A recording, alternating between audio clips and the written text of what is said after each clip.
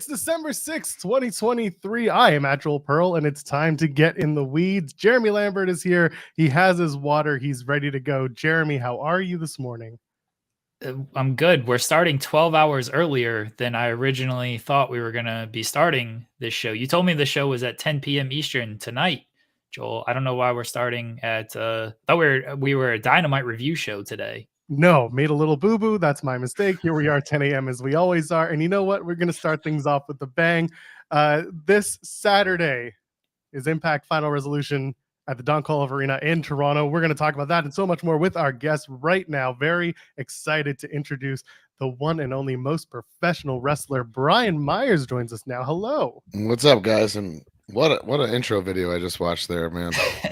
Excellent stuff. Sorry about that. We still need to get got me really in the mood for this 10 a.m. interview. Yes. We don't do anything serious on this show, Brian. I mean, you're usually working with Cardona. He's super serious. Way too serious. Yep. Yes, very serious. His butthole's like this tight at all times. Thank you for joining us this morning. We really appreciate it. Before we jump into Final Resolution, I do want to ask about the show that's airing tonight on or not tonight. Sorry, it's Wednesday. Oh my gosh, very messed up. Airing tomorrow, Thursday, the Impact AAA show. You're teaming with Taurus against Laredo Kid and Tommy Dreamer. What was it like working with AAA, going down there to Mexico and working that show? You know what? It was a unbelievable experience. It was awesome because I've wrestled in Mexico so many times, but it's always under the WWE umbrella, shall we say. And then, when WWE goes to different places, we don't change what we do. We do the same show. You know what I mean?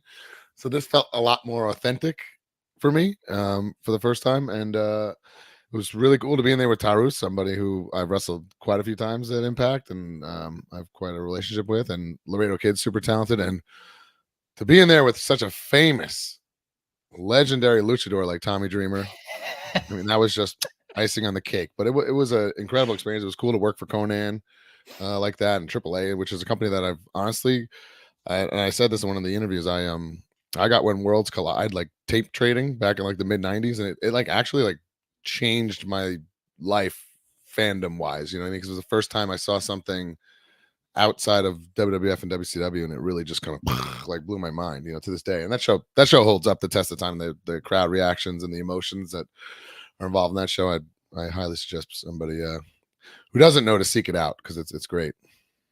Your current tag team, you're working with Moose, and I want to bring this up because we're going now, and since we're talking Mexico, let's go to the UK too. You guys recently did the UK tour shortly after the announcement of the TNA Wrestling return, and you got to team with Moose and Deonna Purrazzo. I cover Impact for the site, and I noticed that y'all had matching gear. Was this something that was like happenstance? Did y'all have group chat? Like, this is the weirdest thing to me when random trios start matching their gear together. I would say all of the above. We kind of just all figured it out.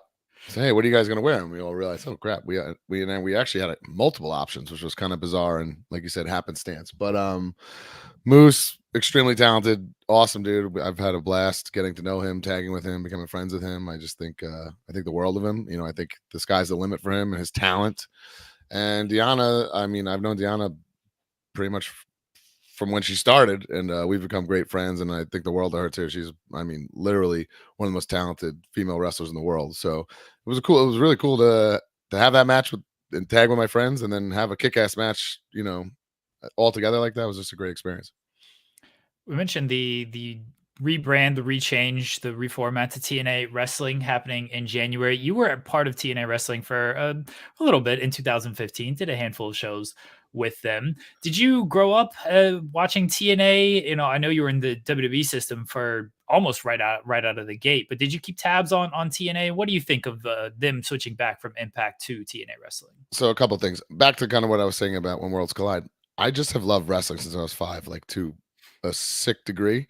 I mean, anytime I found more stuff, it was just like the more the better. You know what I mean? I found ECW, fell in love with that. I realized that independent wrestling was a thing, and I would go to local shows and just dive deep into that. And then, of course, here comes TNA. And actually, at that time, and I've done a couple interviews and confessed this, guys, but my dad is so awesome that he got the hot box. Are you guys familiar with the hot box? Oh yes. Around that time. So I was like a day one TNA guy, and I saw all those Wednesday night pay-per-views, didn't pay a cent for them, but I saw them all. And I was in. I mean, I didn't miss a second of it. So it was really cool to be a part of it in 2015, win the tag team titles with Trevor Lee.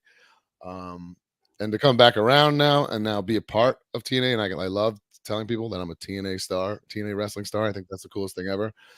And it's not something that I thought was going to happen. So I'm thrilled. And the feedback has just been 100% positive across the board. Like nobody has scuffed at this decision, and there's just been people excited and thrilled about it. And every show we've had since, the chants have been overwhelming. So it just feels great. It feels very positive. It feels like a giant step in the right direction for the company.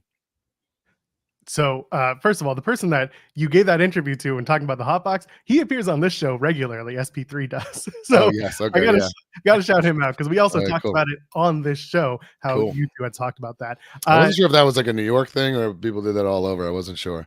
It's a little everything, but I mean, it was very New York in the context of conversation for you two. Right. I can tell you that much.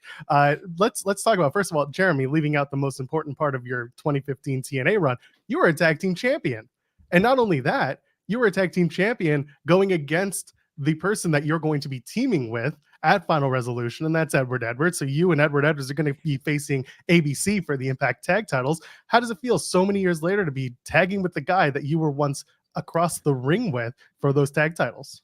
Well, I mean, to pull back the curtain here, I'd probably say Eddie's probably my best friend at TNA right now. I mean, we've really bonded over the years. We've had some incredible matches. I admire him bell to bell more than probably anybody on the roster. I think that highly of him. I think he's just one of the best there is.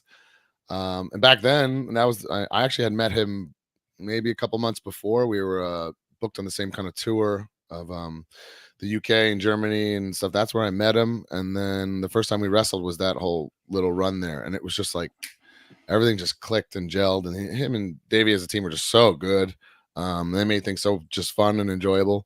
And that was really how our relationship started, and it's grown over the years. And I know that graphic came out a couple weeks ago. And people go, "Well, that's a weird team, but it's kind of cool." I saw a lot of the feedback was that. But to me, I couldn't be more excited. And back to the earlier questions, we're working on matching gear for Saturday night too. So that's how excited I am. Let's go. I want to go back to 2021. I thought when you first came into Impact, a lot of it got lost because pandemic, right? And it seems like nobody wants to remember that era. I thought you were doing great work in Impact when you first came in during the pandemic. But one match that really stands out, blindfold hardcore match, Jake something. Mm-hmm. What was it like putting this match together where we could hear the crowd, but it didn't look like there was any crowd, and blindfold matches are just tricky as it is. What was it like putting this match together? It was fun. It's like, sometimes you just have a regular match and it is what it is. But this time you're like, your brain has to go overtime to kind of like, how can this make the most sense, but also be entertaining and fun? And, so there was a lot that we put into it in that sense. And then also, like you said, there was no freaking people there. So, challenging, right? But I enjoy that. It's something different. You come in, you're not doing the same old thing, you're doing something different, and you get your wheels spinning. I enjoy that as a performer, so I took it as a challenge, and I feel like I'm sure not a lot of people saw that, like you said, because it was pandemic era pro wrestling, but it was something I'm proud of, and at the end of the day, it was a lot of fun. And Jake something is incredibly talented, so he was a great person to be in there with.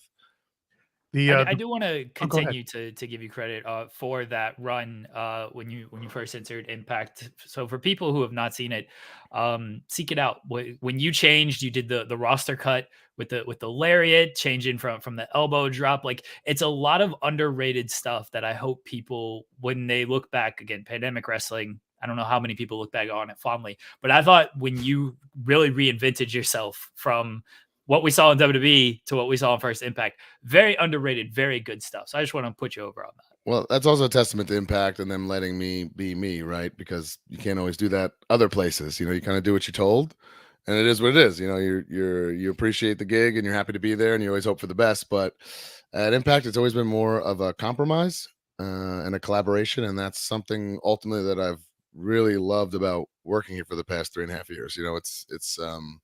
It's artistic freedom, and I think in the world of pro wrestling, that's very important. And the pandemic pro wrestling, I will say this. I don't know if the fans will ever look back on it finally, but I will say this, the performers will, because it was a lot of fun and it was unique. And really good for camaraderie and bonding time, you know what I mean? That kind of stuff that's ultimately pretty damn important. I've heard your compatriot Cody Diener say he was working for the biggest fans, and those were the ceiling fans at Skyway Studios. So that's good. That's a good one, yeah. But also I gotta say this, like when I first went, it's like you're at a new job, you're in a new place. Like I know people there, but I want to impress, and there's fire in my belly. A year later, holy shit, every bump that we took in that place hurt, because like it's just like the adrenaline was just so low. You're wrestling at like 1 p.m. on a Tuesday, just trying to get your match done. And it's just like things that normally you wouldn't even think about because you're just boom, boom, boom going. Oh my God, the simplest thing, you just be like, God damn, that hurts so bad. And you're just like, just because it's just that extra oomph wasn't there, The Brits have taken over Impact recently. We had Subculture. We've had Zack Sabre Jr. coming to Final Resolution this Saturday in Toronto. And of course, I'd be remiss if I didn't bring up one Will Ospreay. Now, Will Ospreay has since announced that he has signed with AEW. However, he will be making an appearance with TNA at the Snake Eyes TV tapings in Las Vegas. Mm-hmm. Your thoughts working with Will, not only at Bound for Glory and beyond, and also having him come back to TNA for this show in Las Vegas? I actually, that tour I just referenced where I met Eddie, I wrestled Will Ospreay about 10 years ago. So I didn't realize how much older I was than him. When we got to catch up a couple of weeks ago when he was at Bound for Glory, I was like, holy cow. But obviously he's a megastar, awesome, a guy that truly loves TNA wrestling. So it's cool to have him. I thought we were going to have him for good. I really did. I thought maybe there would be a chance there that he'd be somebody that'd be sharing a locker room for years to come with. But I'm happy for him. And always happy when he's around because he's a big star. And actually, in him and Eddie in the UK tour, they had the match of the whole freaking tour one night. They main evented. It was incredible. So anytime he's around, TNA is going to be better for it. So the Impact Digital Media Championship, you had a run with that, and I like the concept of the Impact Digital Media Championship, and I like that you defended it elsewhere as well. I thought you could do a lot with it, but what was your take on holding that title and what you were able to do with that title? So they don't like me saying this, but I thought at the time I got that belt, it was kind of like a joke. It was like a laughing stock of a title. It had no real meaning or presence to it or anything. And then I took the mentality of like, you know what, I'm going to make this the most important belt in the show and take it, to the extreme. And I felt like I did my damnedest to do that with my performances and the way I carry myself and taking it to other shows and things like that. And I felt like I really brought the title up from where it was, which was kind of a laughing stock.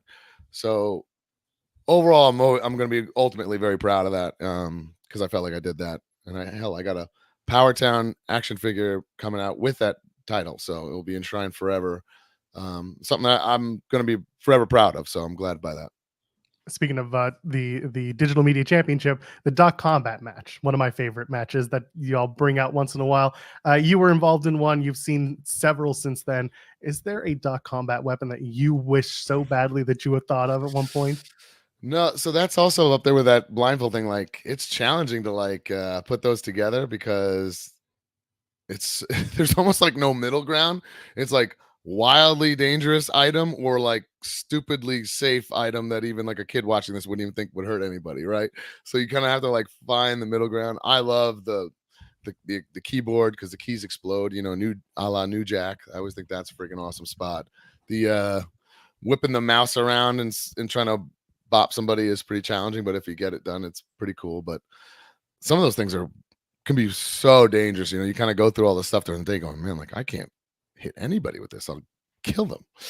But again, creativity, overload, challenging, bring it on every time for me. Sorry, go ahead. Did you have one, Jeremy? Or Michael? Oh, I thought you had partner, punch, and promo, Joel. I do. And if we want to get there, I didn't know if you had a question first, but I can go to this. Yes. Okay. Brian Myers, we play a little game here called Partner, Promo, Punch in the Face, where I will pick marry, kill, but yeah, a little more, relatable because otherwise I'm going to get canceled. We pick a few TNA superstars for you to pick whether you partner with them in a tag team match, have a promo off, or if you're going to punch them in the face in a singles match. It's a very important crop of people who are very near and dear to your heart. Here they are. Maven, his pens are on this list because that's punch all day. Oh, now I got to wipe him out because that was on my list. Maven, Cardona, and Swoggle have all been a part of TNA. Who are you going to partner promo and punch in the face? Oh my God. Ooh, this is tough. Man, this is tough. Oh man, I don't really want to punch anybody in the face. They won't hold it against you. It'll be all right. Well, I want to pick Matt for the promo because he thinks he's so good at promos, but I think I'm better than him, so I'd rather just show him up and put him in his place. And then, I mean, Maven is just so damn charming. Like, how could he not be my partner? But then I don't want to punch Swoggle in the face. It's tough. It's tough. But then again, punch Swoggle. Sure. There we go. Sometimes the chat have a good idea. Chat picked it. You got it. I'll punch Swoggle. Brian, we want to thank you for joining us today. Let everybody know where they can find you at, and let everyone know where they can find you at on social media. Everyone knows where I'm at on social media, but you can find me Saturday night at Final Resolution when I become the last ever Impact Wrestling Tag Team Champion and the first ever TNA Wrestling Champion of the new year. So that's an accomplishment I would love to have on my Wikipedia page. So check it out. Me and Eddie Edwards versus ABC, the worst tag team name in all pro wrestling. They're going down. That's why we call them Ace of Bays on this channel. Final Resolution is this Saturday, December 9th at the Don Call Arena in Toronto. It's available on Fight TV, YouTube Ultimate Insiders, and Impact Plus. And of course, TNA Hard to Kill is Saturday, January 13th, 2024 at the Palms Casino in Las Vegas. It's available on pay-per-view. I will be there, and I look forward to seeing y'all there. Brian Myers, thank you so much for your time this morning. Thanks, guys. That was fun. Will you punch Joel at the show this weekend? Sure, if he wants it. Sure. Okay. Or if like Penzer's there and he ducks and then he's behind him. Oh, dude, thanks. Steve Macklin doesn't like Joel. Like a lot of people on the roster don't. What'd like you do, Joel? So, I didn't do anything. Tasha Steeles has a problem with me. It's basically, if you're from Jersey, it's game over for me. Oh man, I know. I'm a New Yorker. It's a big difference. Oh, thank the Lord. Yeah. Will you be on my side then? Yeah, as long as you're not friends with Penzer or on Penzer's side. Nope. All right, deal. No, you and Penzer are friends. I'm pretty sure. You're friends with. I gotta go, guys. Yeah. I gotta go. It's been all fun. Right. Thanks, Myers. Thanks, Brian. Oh, Brian Myers, ladies and gentlemen. Why are you getting me into trouble all the time? Because it's fun. Oh, okay. It's fun having wrestlers beat you up. That's awful. Why would you do that to me? Anyway, I'm gonna be intaking a lot of TNA and Impact in the next couple of weeks. Looking forward to that. Final Resolution is Saturday. Hard to Kill is a few weeks from now in January in Vegas. Looking forward to all that. ABC versus Edward Edwards and Brian Myers is going to be a fun match. I've been saying it since the beginning, Jeremy, that like this show on Saturday is like matches for match sake. That's what this Thursday's show is as well. The Mexico, the AAA and Impact crossover show, matches for matches sake. So I'm looking forward to at least watching them and talking about them later. It's going to be a busy weekend in the world of wrestling. Joel, I will publicly apologize to you. I threw you off at the end of that interview with things. That's on me. That was miscommunication on my part. No, that's fine. I was trying to tell you how much time we had left and that we had a few more minutes than we thought, but it's okay. This ended up being a really fun chat with Brian Myers. And again, thank you to Impact for giving us the time. So there you go. Friends, if you haven't already, leave a thumbs up on the video. And of course, subscribe to us here at youtube.com/FightfulOverbooked. And you can donate a super chat, any amount, get your question statement read on the air and the fireworks to go off. It's because no one's given the money. That's the only reason it's happened. It's not that. That's why it's not happening. That's like the best you could do was the thumbs up. There we go. There you go. Money for fireworks. Now we gotta replenish the fireworks fund. All right, Water Boy. Where do you want to start? Well, I had to bring my own water because it's not supplied to us on this show, which I feel should be a prerequisite. Yeah, that how do you become a writer? I don't get this for you. Because I don't have to say the words when I type them. I just type them. Yeah, that's how. You know, it should be, pretty mandatory that podcast hosts get water. But no, I have to supply my own water. Don't understand it. Have you considered trying to expense your water bill to Fightful? Oh, that would be fun, right? I think that'd be a hilarious bit. Yeah. I should add water on there just so my total water bill, because we have one of those like filter things type of thing. So every time I fill that up, every time we fill that up, that just should count as part of like my water bill. Oh yeah, absolutely. Look at this first timer right here. Yeah, really. Where have you been? I don't know where you've been. This is got to be your first time, but yeah, this is every show with us. Thanks for losing your virginity to us. Yeah, Ryan Sullivan thinks he only drink Prime. I get it. I've never drank in a Prime in my life. Me neither. Yeah. People mostly know that like I'm not big on energy drinks. And again, like our pal Vinny Pacifico hooked us up with some G Fuel, and that was good. It's been useful when I've needed it. But yeah, other than that, I don't touch many energy drinks, if ever. Not that Prime is. I drank a Red Bull on Saturday to help get me through that day. I will drink the G Fuel since I got that from, we got the hookup on that.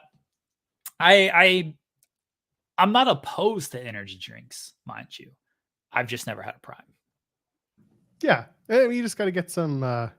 You just got to get some Prime in you. That's some Gatorade. If Logan sends me a package of it, then I will gladly drink it. Yeah, I can be bought. Well, we've proven that time and again on this channel. Yeah, we can be purchased. We can be bought. We can be used. You can take whatever you want. Just you got to give us your time and your products. Yeah, give us all your products for free. Yeah, like ZZ Top said, give me all your love and all your hugs and kisses too. Wait, that wasn't right. Are you trying to get hookers for free? Nope. Oh, speaking of which, AEW was in Montreal this past yesterday. Why are you saying AEW is a bunch of hookers? Nope, saying Montreal is. You're calling Montreal hookers? Well, there are a lot of them. There are a lot of. Well, first of all, there was a very famous screwing in Montreal. First of all, we call them sex workers. Second of all, because we are very polite on this channel. And second of all, yes, that's what I'm calling Montreal. Wow, Joel is over here just calling Montreal workers of the night. They were. It was nighttime. They were working in AEW. It works, Many AEW fans are hookers. That's right. They're big hook fans. We should get Zarian on the show. He knows.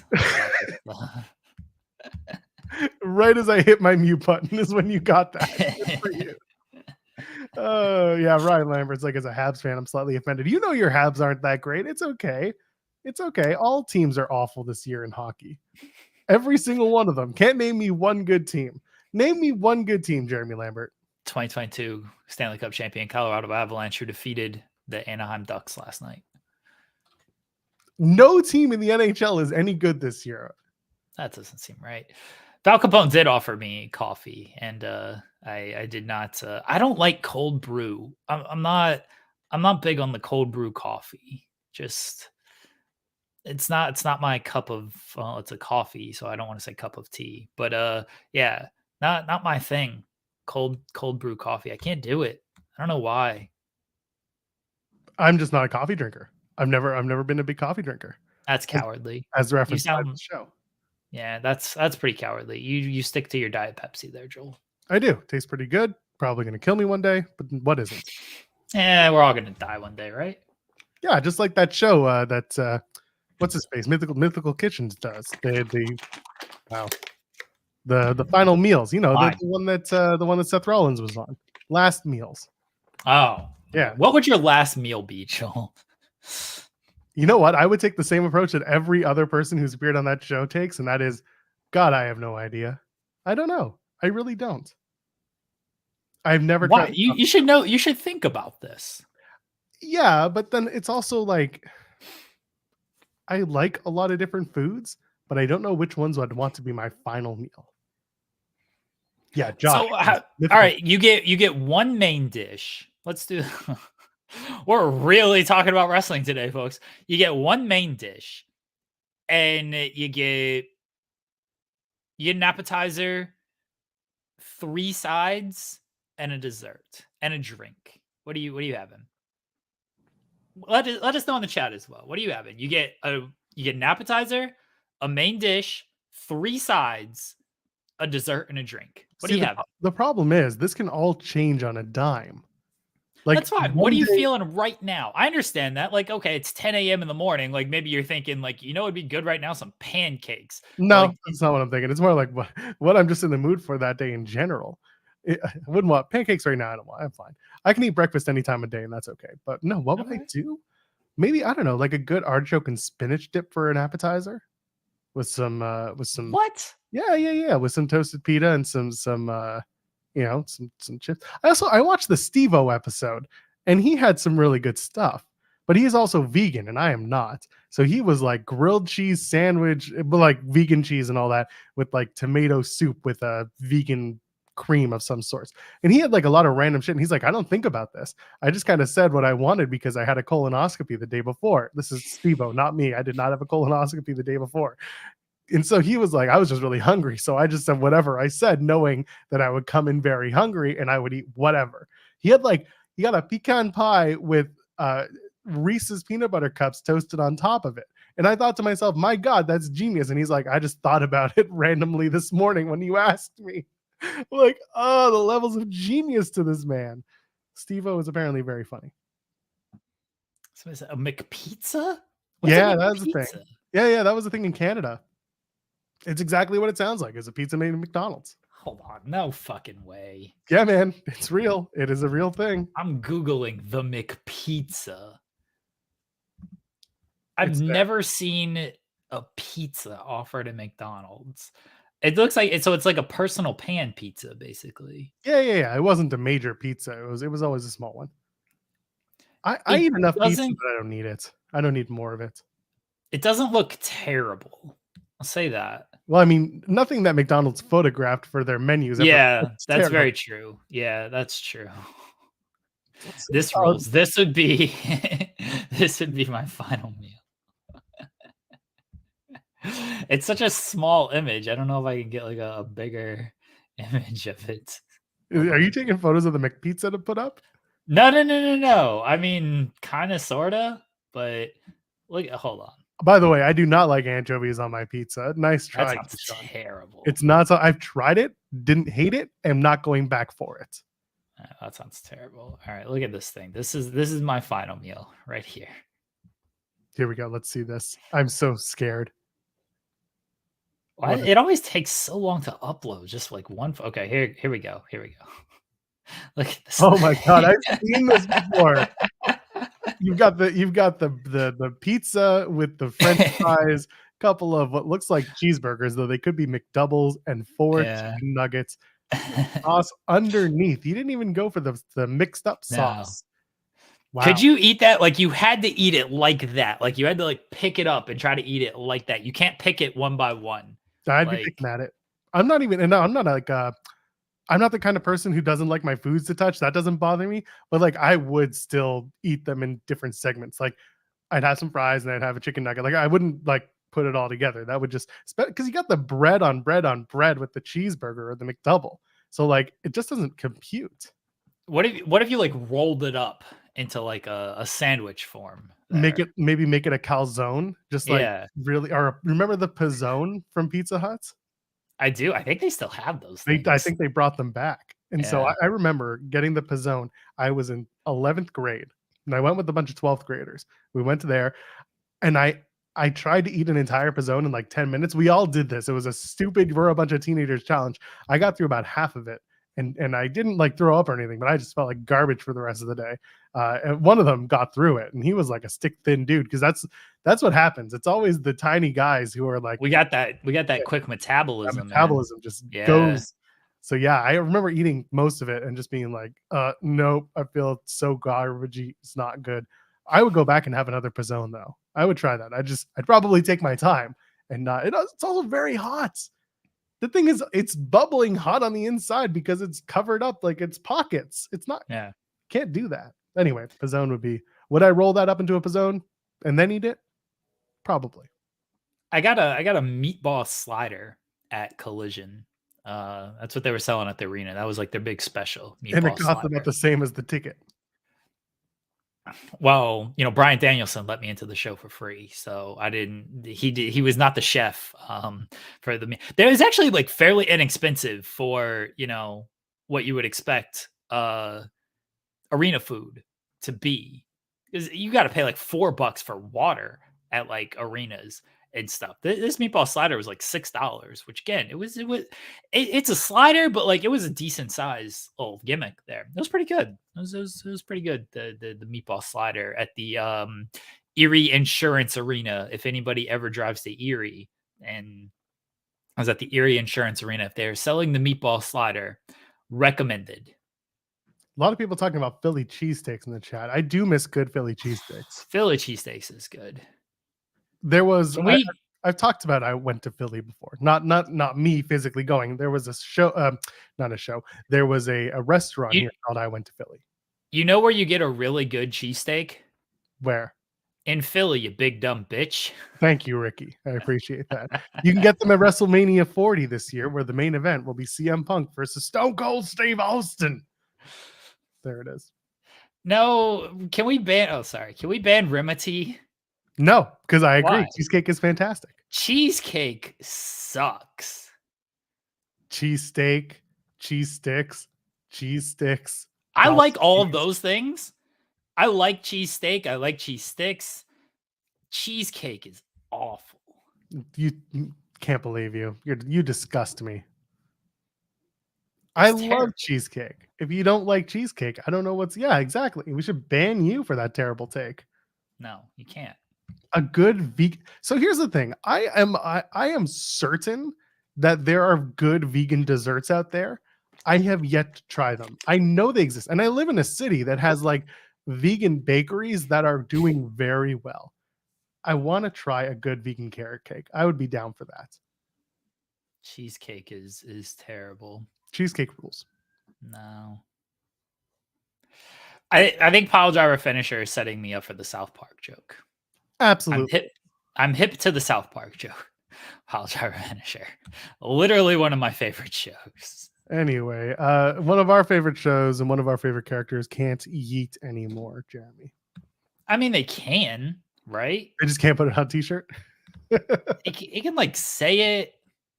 Yeah, I guess you can't put it on a t-shirt. So some like alleged independent wrestler. I don't know who this person is. I don't think anybody knew who this person was until Monday or Tuesday when it came out that this person's. So they applied for this trademark. I'll say it's a Casey Huffman, no relation to Maven. I mean, maybe relation. Maybe I was going to say you don't know that. Yeah, true. They applied for the trademark in 2001, but it's been suspended since 2002. 22. So wasn't it 22?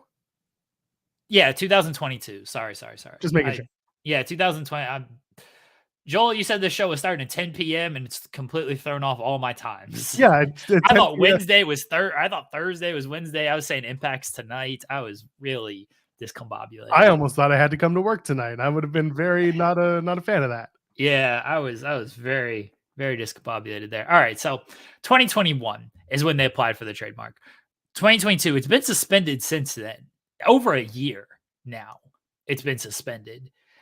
I don't feel like this person has great ownership of this trademark. If WWE came and was like, here's a couple $1,000, let us use it. This person's probably going to be like, okay, sure. Because I don't know if they're making that much off of their t-shirt sales with their Yeet shirts. Like, have you seen the designs on this shirt? Can we shirts? Yeah. They're great. They're very Grand Theft Auto Hawaii inspired. I mean, yeah, that's like true. They also trademarked Yeet movement. Like, so that's what's funny, because like Yeet movement, the yes movement, the yeah movement, like they love their movements in WWE. I don't know what it is about the Yeet and the yeah and the yes movements. You just want agreeable units or movements. That's what they're doing.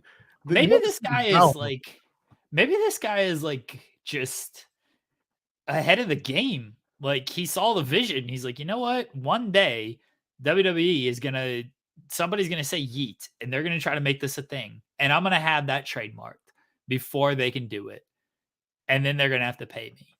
If he gets some money out of this, good on him. Because again, I don't know if he's getting any money off of what he's doing now. I don't know if the shirt is still up on Pro Wrestling Tees, because it used to be. I don't think it is. Let's check. Let's do some research here. A yeet shirt? Yeah. The Casey Huffman shirt used to be available on Pro Wrestling Tees, the Yeet shirt. Oh my God, I didn't know that. Yeah. It was advertised and stuff. It's still there, actually. If you go to Pro Wrestling Tees and you type in Yeet, you can see these Yeet shirts. I mean, Lainey Luck has a yeet shirt too. I remember she was all up in arms about this before too, which is hilarious. Oh, they actually have a design that is very similar to the Uso design. Oh, is it? Okay, I'm looking at the Lainey Luck one. That's really good. It was Good Brother Figs, though. But hold on, let me take this. I don't know if this is from. I'm gonna take a photo of this, and you'll see it when you see like the Uso design. Like, I don't know if most people know what that looks like. Once again, it'll take about 5 hours to upload this thing traditionally. Yes. All right. So this is like Good Brothers Fig, but if you type in Yeet, this comes up on Pro Wrestling Tees. It'll say very similar design. That is very, yes. Yeah. But yeah, they have the Yeet shirt. He also does Huff Manly. One of the shirts is Yeet or Be Yeeted. Yep. Huh. But anyway, the trademark's been suspended since 2022. So I do feel like WWE could probably be like, here's some cash, dude. Just like please stop. Let us have this. Like, let us have this. Because I don't feel like this guy is gonna, I don't know how much he's making off of it. I really don't. Well, but I mentioned Lainey. There's also this one. This is the Lainey Luck Yeet shirt. And that's very much the old WWF style branding. And that's what always made me laugh. Does Casey Huffman have Twitter? I hope not, because they were getting bombarded with jerks. Yeah, they probably would have. I don't know if this person. Oh no, this person's not it. This person is I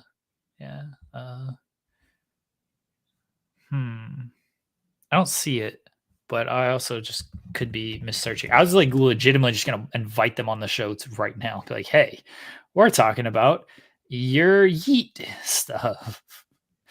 Listen, if they're out there, Casey, let's go. Want to come on the show? I can probably find their MySpace. Oh wait, hold on. Oh no. This is just somebody. Oh, did I find them? Did you? Hold on. Nope, definitely not. Nope. Wow, Joel, that sounded bad. Yep. Yeah, I don't see it. I don't know if like they're. I don't know how to get in contact. Well, what can you do? We're going to try to get Casey on the show, but we can't like live right now. But I don't know if there's any type of. I thought I saw it the other day, which would have been yesterday. He has a Facebook. Link me to the Facebook. Put the Facebook in and link to that, D Eddie. Riveting content here. Yeah, we're really getting it here. Yeah. Yeah, this is great. We're all just looking for the same person. We're all looking for Felicity Huffman. Right? They're looking for Felicity Huffman. Their Instagram looks deleted. Oh, Carol said he has a Facebook, not Dante. Yeah. Hold on. Casey Huffman Facebook. See, I'm not on Facebook enough. Let's see if we can find the Facebook profile here. Nope, that person's not. Okay, hold on. Beyond the 3 count. Yes, I get it. Everything, if you just search like Casey Huffman Facebook, it's just all of the stuff of the Yeet stuff. Yeah, we should probably just message Lainey. But it's also like before 10 o'clock there.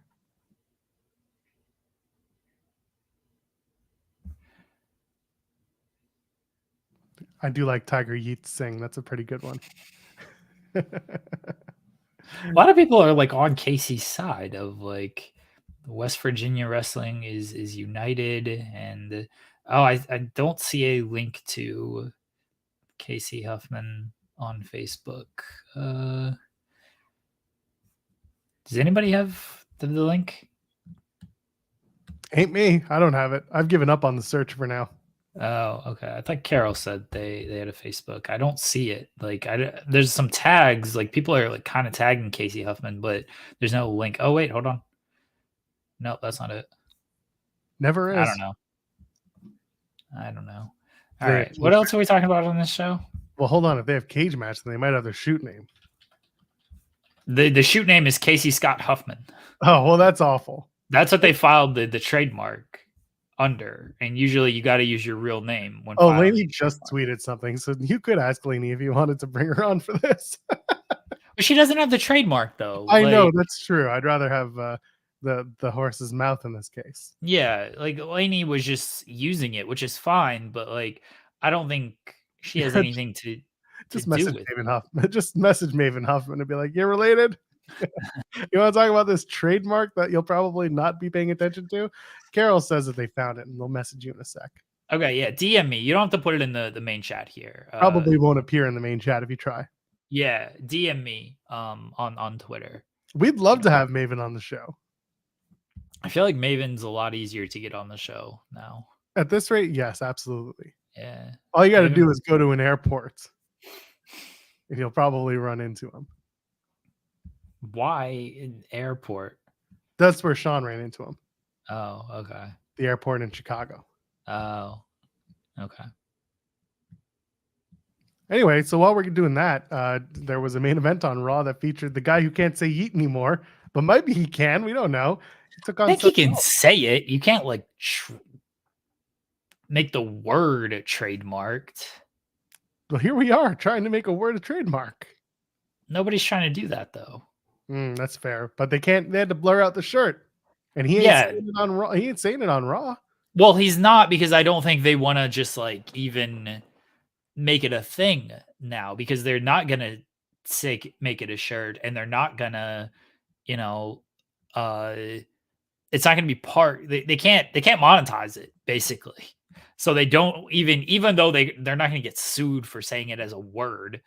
Like, but if they're not able to monetize it, then they're just like, we're just gonna move away from it. That's how WWE's always been.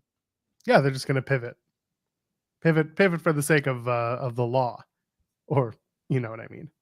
I think they could win this battle. I mean, I don't know that much about trademarks. I do know that like if this thing's been suspended since 2022 and it hasn't been followed up on, I don't think he actually has the trademark. Because the application's been suspended. I just don't think like he actually. These are answers I want to know. This is stuff I want to know. I want to ask Casey, like, hey, what's going on here? So let's just say that they can't use yeet. What else could we be using for Jey Uso? What's his other line that he could use? No, we can't. We can't do that though, because then it doesn't feel organic. Remember when they tried to give Big Show the yes movement? They're like, we can just give this to anybody. Big Show can use this. It's fine. Like you can't do that. Like A-Shock says yee. Like I guess like too close. Yeah, it would have to be something like close to it. I don't know if yee is trademark. Let's see. But I mean, this is what's funny to me is that you have the yeet with the copyright issue, but what about like the yeah movement and all that? How is yeah able to be copywritten when it's just a message to the affirmative? It's just a single word. Like people have yee trademarked as well. Yee with the exclamation point. Yeah, but no one ever really acts on it unless it's like a major brand, and then they skim a little off top of whatever earnings there are. Hypothetically. Like I don't know. I mean, a lot of people have trademarked yeah.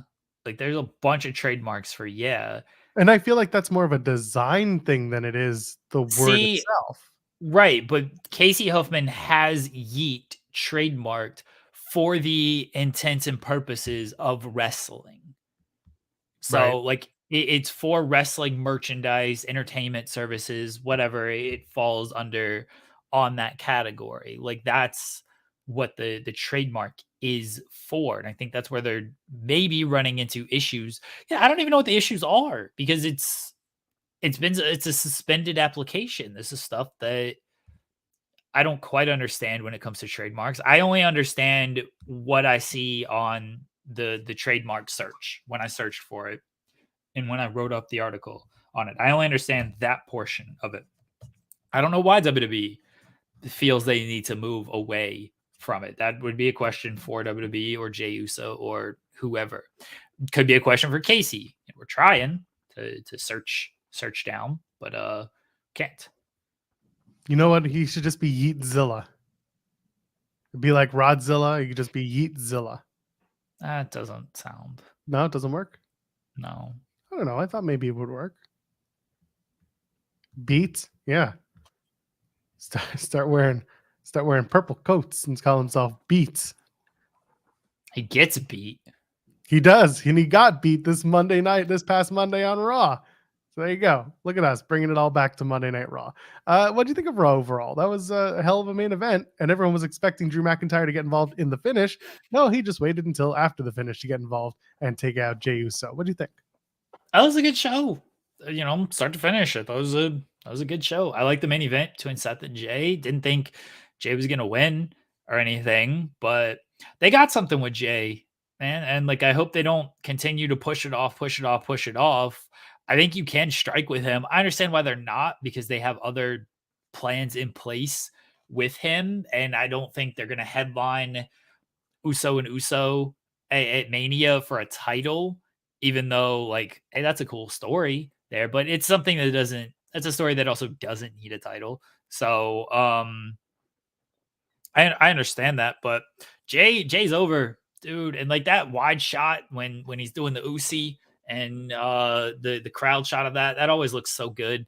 They got something with Jey, and he's obviously a tremendous performer. The match with Seth was good. I like the Cody and Nakamura promo. I really like that. I like Nakamura, how they tied that around together of like we're the same. I'm gonna finish your story. I really like that. Yeah, there's some good stuff. Good stuff on Creed Brothers getting a win. That was good. I was like seeing them picking up some dubs there. Yeah, some good stuff on Raw. Yeah, Drew's promo. Drew's promo to open the show. Also really good. So yes, it was. It was delivered really well. He's getting into that I was right and that's what makes me a bad guy territory because I'm speaking the truth. I'm a little nervous about that being like I don't want that to be his only point. I'm hoping that he at least gives you more reasons to want to boo him other than being like turning into delusional heel who also was right. Therefore having to like, again, we're doing that Shades of Grey talk, which is okay. But now we're trying to cement him a little bit more as the bad guy in whatever story he's telling.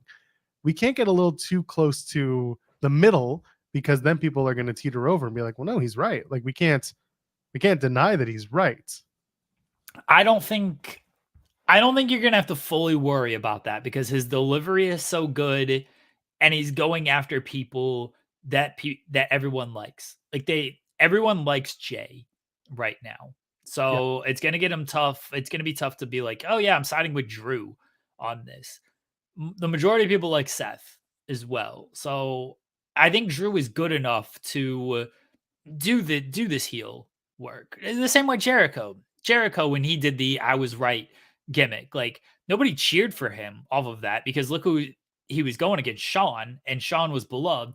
And then you do something, whether they think they were right or wrong, like for Jericho instance, it was punching Shawn's wife. Like then you do something that still makes you despicable, even if it wasn't your fault type of thing. Because what Jericho punched Shawn's wife, and it was like, you brought her here. Like it's your fault she was here. That's why she got hit. And then it's like, oh, you're an asshole for saying that. Like you can do the same thing with that. Oh, I'm not worried about them thinking that, oh, they might turn and actually cheer Drew because he is correct. Because they have well-established baby faces. They have very well-established baby faces. So do you have a feeling that it's going to be Drew and Seth for the title at Royal Rumble? or Jey gets involved. Maybe it's a triple threat. Maybe it's Jey and Drew in a singles match when the Royal Rumble's happening doesn't really work for me. It doesn't make sense. Yeah. They can tell that story in the ring if they're in the ring at the same time during the Rumble. That's why I'm like, this is the best part about having a lot of people who are hot and who have potential stories going into WrestleMania. It's who's going to stand to lose while still maintaining whatever heat or importance that they have on the card. He shows some heat. That's what he should do. Instead of going yeet, he should go, I got heat. And then people will be like, no, you don't. Everyone likes you. So what would you do? What's going to go into the Royal Rumble in terms of title matches? I think a triple threat match could work with Jimmy screwing Jey. And I know people aren't going to be happy with Jimmy screwing Jey again, but you got to get to the Mania match between those two. Jimmy costing Jey again another world title, that immediately puts it right back on that feud and puts the jealousy spin on things of like, I had Roman beat, I pinned Roman, I had Seth / Damian beat, or not Damian, sorry, Drew beat. I had Seth / Drew beat. Like, you screwed me over both of these times. So I think they could do a triple threat match with Jimmy screwing Jey. So who wins between Seth and Drew depends on what they got with Seth at Mania. If you got Punk, then you probably are going to go world title with that. If Drew, I don't think Drew's facing Punk unless Punk's the baby face for some reason. I feel they'll do the heel stuff before then. So I could see a triple threat match between those three at Rumble. Yeah, I'm just looking at depth chart, and there are a lot of options. And of course, Punk is one of those people where you can slot him in anywhere, or he could just be in the Rumble, have a good showing 10 years later, look good 10 years later in WWE world. Or you can also have Punk involved, make it a fatal four-way, but then it's a little convoluted. And I'm also thinking about, like, what do you do? We keep talking about Damian Priest. Where do we go with the Money in the Bank briefcase? Is this going to be maybe Priest wins the World Heavyweight Championship and goes into Mania as the champion, and maybe Seth is the challenger because Seth is chasing, and then we do Punk and Stone Cold Steve Austin? Is that a possibility? People love the chase. Seth Rollins is he's hot, especially when people like to sing the song, because eventually people are going to have to pick a side if they do Rollins and Punk. Is that, again, we don't know what the situation is if the Stone Cold match is something that's actually, in serious discussion, or it was just bandied about and there's interest. We don't know how serious the talk is yet. But if it is, and let's say that it's on the card, or at least tentatively on the card, what do you do with Seth? And do you make Damian Priest a champion for Mania season going in and then losing the title, which is very similar to what they did to Drew when Bobby Lashley won the title? They did the thing with the Miz and the Money in the Bank briefcase, and then Miz won the title, and then Bobby Lashley took it back after Miz had hurting balls and diarrhea and all that, and then he got beat, and everyone was cheering. And then Bobby Lashley, everyone was so certain was going to drop the title to Drew because it was the first show back in front of any crowd, and Bobby Lashley retained. So my feeling is, like, would we do something where the chase, and they actually paid off this time, where the Money in the Bank briefcase holder, Damian Priest, wins the title, goes into Mania, faces Seth Rollins, Rollins wins it back. It's a big moment. And then we assume at that point that Punk and Austin is on the card. This is probably my own perception. I don't see Priest there yet. Okay. They got so many people that I'm slotting above him right now. Like, I think Shinsuke is ahead of Priest on the depth chart in my own perception. And maybe it's because Priest has had this Money in the Bank briefcase for however long. He's had some failed cash-ins because referees don't understand how a cash-in works after all these years. He's tied with Judgment Day, which there's nothing wrong. Judgment Day is a very strong group, but he's always just going to be 1/4 of Judgment Day because they do keep that team strong as a group. There is there is a leader. It's Rhea, right? So it's tough Priest doesn't stand out as being like above Dominic or Finn Balor to me with that group. I don't see Priest at that level yet. Like, I'm not of all the stuff they could do for Seth Rollins at WrestleMania, a Damian Priest match is like one of the least exciting things for me. Honestly, like I'm like, all right, yeah, sure, that's a fine little match, but like that ain't a match that I'm like, can't wait to see Seth do this match against Damian Priest. You know what they should do? Night one, if they're doing Seth versus Punk, Damian Priest is going to cash in, and you know he is. And it's so obvious that he's going to cash in that they just put him in a hot tub. And that hot tub is at the top of the ramp for the entire night. And he's just, thank you. He's just enjoying his time in the hot tub. He's got some good looking people with him in that hot tub, just partying it up. He's got that briefcase. And they're like, yep, I got this. I can do this anytime I want. And then all of a sudden, during the Punk and Seth Rollins World Heavyweight title match, he comes sauntering out of the hot tub, and he's in full gear the entire time. He is just wearing his like chains and his long pants, and he's just gotten out of the hot tub, and he's like, oh god, it's so wet. And he gets down to the ring, and it's like 3 degrees, and he goes, and it's Heist of the Century Damian Priest turning the page on Seth Rollins when he did the Heist of the Century. See, I mean, the hot tub stuff is, I get fantastic. Yes, that's fine. I'm okay with like Priest cashing in at Mania type of thing.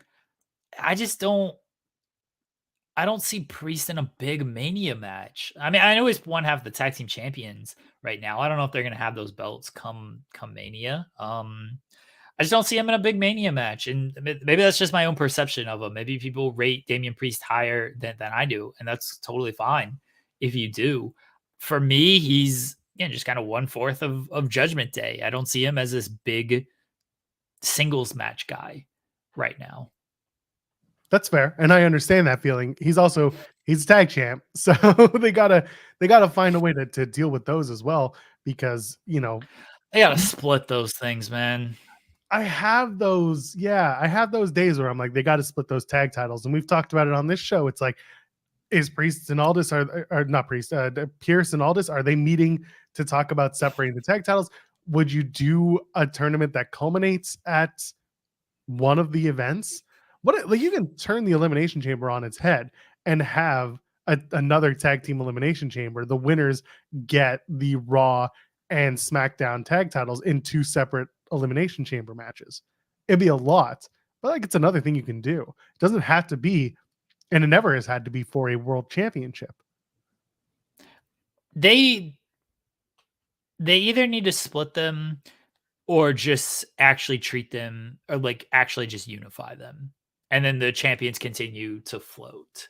Because as long as they're continue to be Raw and SmackDown tag team titles, it makes me feel like they're going to split them at some point. If they have no intentions of actually splitting them, then just do the unification. And then, of course, in a year or two, when they decide, oh, we got enough enough tag teams to warrant 2, then they introduce new tag team titles into a tournament with the new tag team titles. These are the world heavyweight tag team titles, because the undisputed tag team titles are elsewhere type of thing, which I'm joking, but I can also see them 100% doing that, because they've literally done this within the last year. They'll do the world tag team titles and the WWE tag team titles. That's just what they've done in the past as well. Oh, it's world heavyweight. That's the Raw championship. Yeah, that's the Raw World Championship, and then the WWE Undisputed. Yeah, but I'm saying they'll take the world moniker and put it on one side, on the Raw side, and they'll do the WWE, but they won't say heavyweight. Or undisputed. They'll just call it the WWE Tag Team Championship on SmackDown and the World Tag Team Championship on Raw. That's what they did in the 2000s with the that's what they did with the 2000s as well, with the tag team title splits. Well, that's also what they're doing with the women's titles, the WWE Women's Championship and the WWE World Women's Championship. Right. I'm agreeing with you. I'm just saying you're not going to call it the World Heavyweight Tag Team Championship. Oh, that would be a little absurd. You call them the World Tag Team titles and the WWE Tag Team titles. Yeah. Yeah, maybe they'll do that.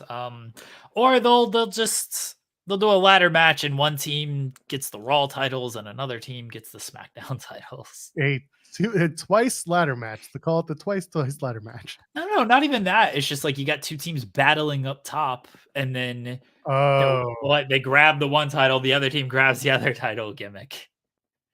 Oh, that would be so bad. I want to see it now. Yeah, that's where they could go. with it. One of the Creeds grabs the Raw titles, and then one of the Street Profits grabs the SmackDown titles. Yeah, do the King of the Mountain. There you go. Bring that. Iron Survivor this Saturday. That's King of the Mountain ish. We probably should have asked for someone to come on to talk about that show. Oh well, we have two. We're kind of booked up on Friday. Yeah, we already booked 2 guests for Friday, so there you go. This is a good week for us. We're doing well. Allegedly. I mean, we'll see what happens on Friday. Yeah. We got to make it to Friday first. We do. Anyway, So generally, Raw was fine. Raw was good, and they're going to be kind of going down a little bit going into the holiday season, and then they'll pick it up for Rumble. I'm a little like. I hate saying I'm worried when it comes to professional wrestling. I'm more worried about what you and I are going to talk about in like the final 2 weeks of the year. Joel, we spent half an hour on this show talking about last meals. Yeah, we never got an answer. By the way, Myers never answered my question either. If he beat you up? No, about the power, the punt Triple P. He did. He said Cardona was the promo because Cardona thinks he's a better promo. He would team with Maven because Maven is a nice guy. And he would punch Hornswoggle. He was reluctant, but that was the only thing left. Okay, fine. I'll take that. I thought he was still kind of vacillating between the 3. No. He answered. Pay attention, Joel. It was a good interview. Jeff Valley Driver brings up a good point. We'll have plenty of AEW to talk about going into the end. They've got a pay-per-view on the 30th. Someone will say something stupid and that'll let us talk. Some dumb shit will happen. I'm never worried about topics to not talk about. Yeah, and worse comes to worse, Skid, we did friggin' 30 minutes on food and trademarks and nonsense. There's always nonsense in wrestling. Yeah, water. Awful. What are we doing? What is this? Water, Joel. Water. Will Sean give us a water bill for our on-camera appearances? He might. AEW sure as shit won't when it comes to a pay-per-view press conference. Yeah, well, maybe that'll be a New Year's resolution. I do want to talk about Cody and Shinsuke. Yes, please. I'd love to. I really enjoyed this promo. They're going to wrestle next week. Next week's in Cleveland. I'm going to try to go to this show in Cleveland. Next week's in Cleveland. I think Shinsuke's got to win, man. Like, I don't think you can keep beating this dude after all the work he's been doing. I think he needs to win this match because I know you're hell bent on this steel cage match, which I'm not saying you're wrong on. But I think Shinsuke's got to at least win this first match here against Cody, and it could continue afterwards. It doesn't have to be a finality thing. But I think Shinsuke's got to win next week. Where are you at? So yeah, when they announced that they're going to do the first match next week, it feels to me like this is just the beginning, and that's okay with me. It does feel like they'll do a best of 3 because it's the holiday season, and it'll give Cody what to do, and it'll give Shinsuke what to do, and both men will look good coming out of it. But you're right, Shinsuke does need to get the win, and he does need to at least have some sort of like, it's not a resurgence because this character for him is going really well. He just needs some sort of like believability in the character, and that comes with a bigger win instead of just, he beat Otis. Great, good for you. Otis also got slammed by Lash Legend last night, and that made Lash Legend. So like there are layers to this, and I think that Shinsuke could use a win, even if it's a bit of a cheat. If somebody comes and joins him, like Kazuchika Okada, right? That's definitely gonna anyway. Let him serve. If they decide to bring in somebody to help Shinsuke to beat Cody to make some sort of tag team out of it, or just a screw job finish, then you can do a couple more matches and then bring out the steel cage on January 1st. I think Shinsuke should win this entire feud. I think if they blow it off in a cage match, I think Shinsuke should win that cage match. Okay. I think he should win this entire feud, and here's my reasoning for it. One, I keep Shinsuke strong because I don't think Cody's losing all that much by losing. I understand people are going to be mad of like, how's Cody going to lose? What do you mean Cody lose? Adversity, bitches. I understand people are going to be mad if Cody is going to lose. But here's why I would do it. One, you build up Shinsuke on this. Cody, assuming assuming he goes to Mania, and I know this is a big assumption on my part because we were assuming he was going to win last year, and we all saw how that turned out. Assuming Cody's going to win the Rumble, go to Mania, beat Roman, they're not gonna be concerned about him losing to Shinsuke, especially if Shinsuke cheats and kicks him in the dick or something like that, right? Like, yeah, people will be okay with it.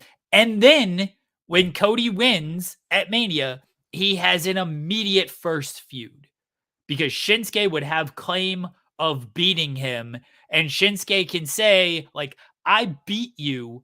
You still went on to win the Rumble. You still went to WrestleMania. You still finished your story. You did not finish the story of beating me. So you get an immediate first feud out of Cody as well. So I think Shinsuke should win. Dick Kikamura absolutely should end one match. That I'm agreeing with you with. Win the whole feud. Just win the whole feud. I get what you're coming from. I get where you're coming from. But unfortunately, the guy that you're trying to make out of this whole thing is still Cody.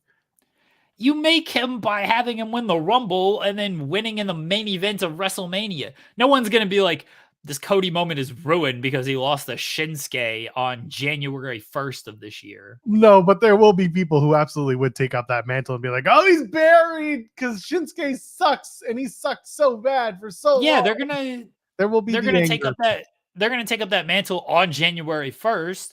And then by the time WrestleMania rolls around and then Cody wins everything, they're not going to care. Right. We need the adversity. The adversity being Shinsuke. Yeah, no, I know. He went. I'm repeating what you're saying. He needs the adversity. He needs that one notch in his belt that just is a little too tight, and that is the Nakamura beat me, and then Nakamura gets the first title shot, and not carrying cross. Thank you for repeating what I said, Joel. But I wanted to add in the carrying cross. I wanted to add to your point by repeating it. I wanted to make sure that people understood that it's not a bad idea. It's just not good. Joel. I know what he said. All of that. I know he did. I'm trying to belabor the point. Why don't you come up with a new point, Joel? Like, add to the conversation instead of repeating the conversation. Cody should steamroll the entire roster on his way to victory over Roman Reigns. And the only person who should beat him is Solo Sikoa, who gets his win back from last year. And then Solo says, look at me. I am the bloodline now. And then Cody should look at him and be like, yeet. And then Jey comes out and beats up Solo Sikoa. And then we get the match between Jimmy and Jey. Where is, I assume SmackDown is in Philadelphia before WrestleMania, right? No, I think we did this, and it's in like Des Moines, Iowa. SmackDown? Yeah, there was something. Don't be dumb, Joel. No, I'm not. I'm almost certain that we talked about this. Maybe SmackDown is, but let's take a look. SmackDown's got to be in Philly. You big dumb. April 5th, SmackDown and the Hall of Fame are in Philly. Yes. Yeah. Raw might be in Des Moines, Iowa, but no, Raw's in Philly. They're doing the whole thing. Yeah, Deliver is in Philly. Everything's in Philly. All right. SmackDown's in Pittsburgh the following Friday. Okay. And then they're in Columbus on April 22nd. What if Cody quotes? Can you name me a famous Philadelphia rapper, Joel? That Cody could quote? He'll just do a Rocky thing. Nah, he's got to quote a famous Philly rapper. Like he quoted Tupac for California Love. Yeah, so some I don't know. You're looking up a Philly rapper. Who you find?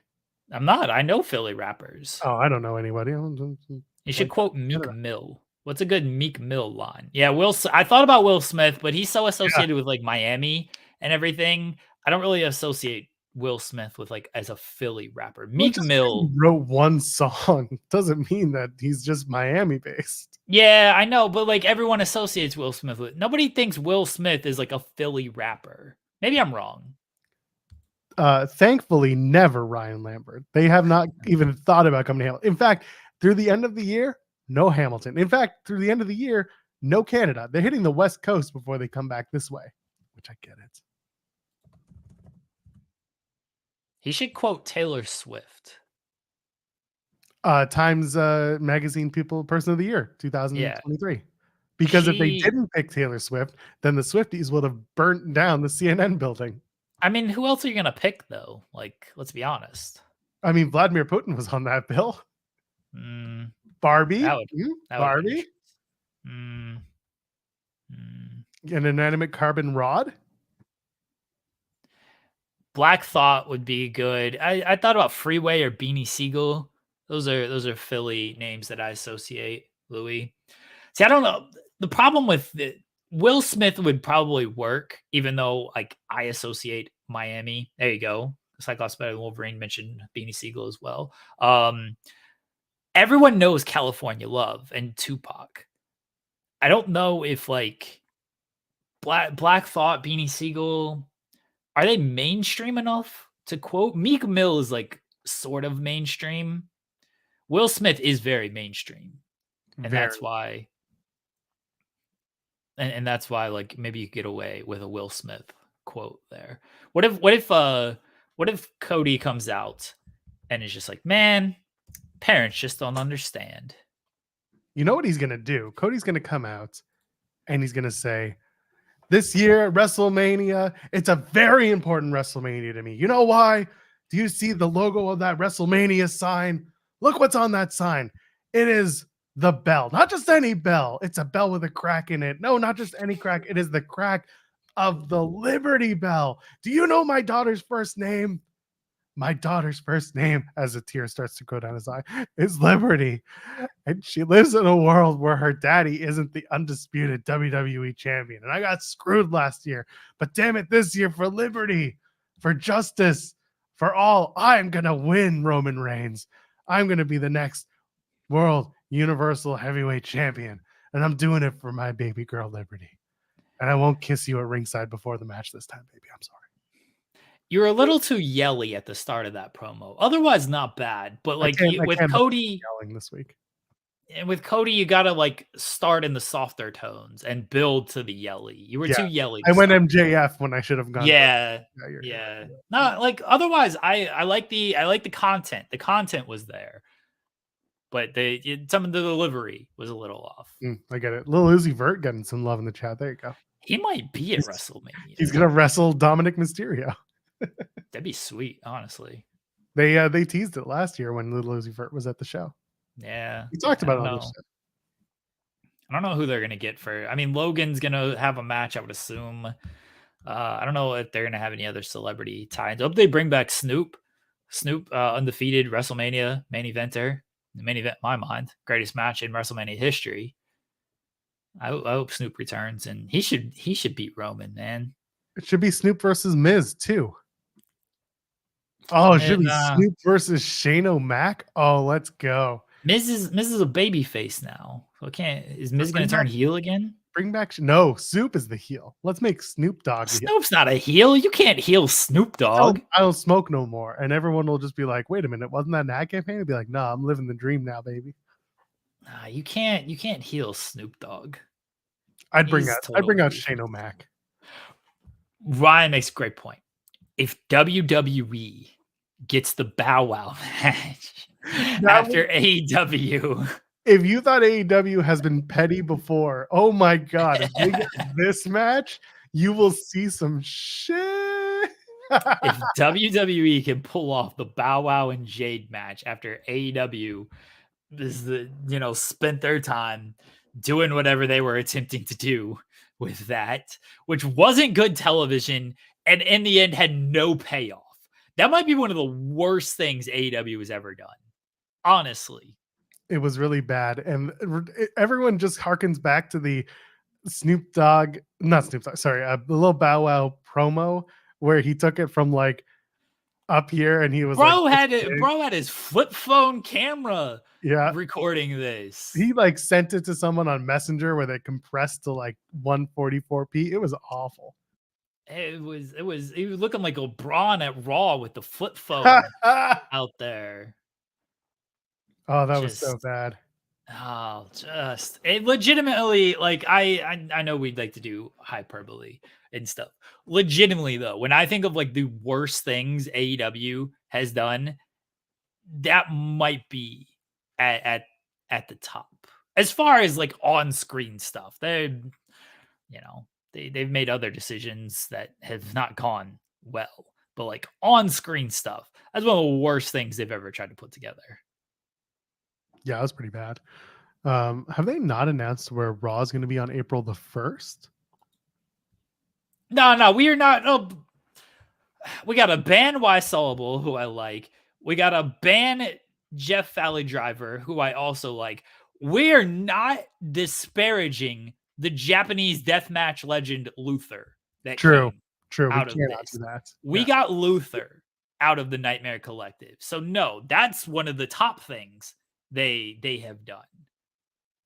We're not disparaging the Japanese deathmatch legend. There you go.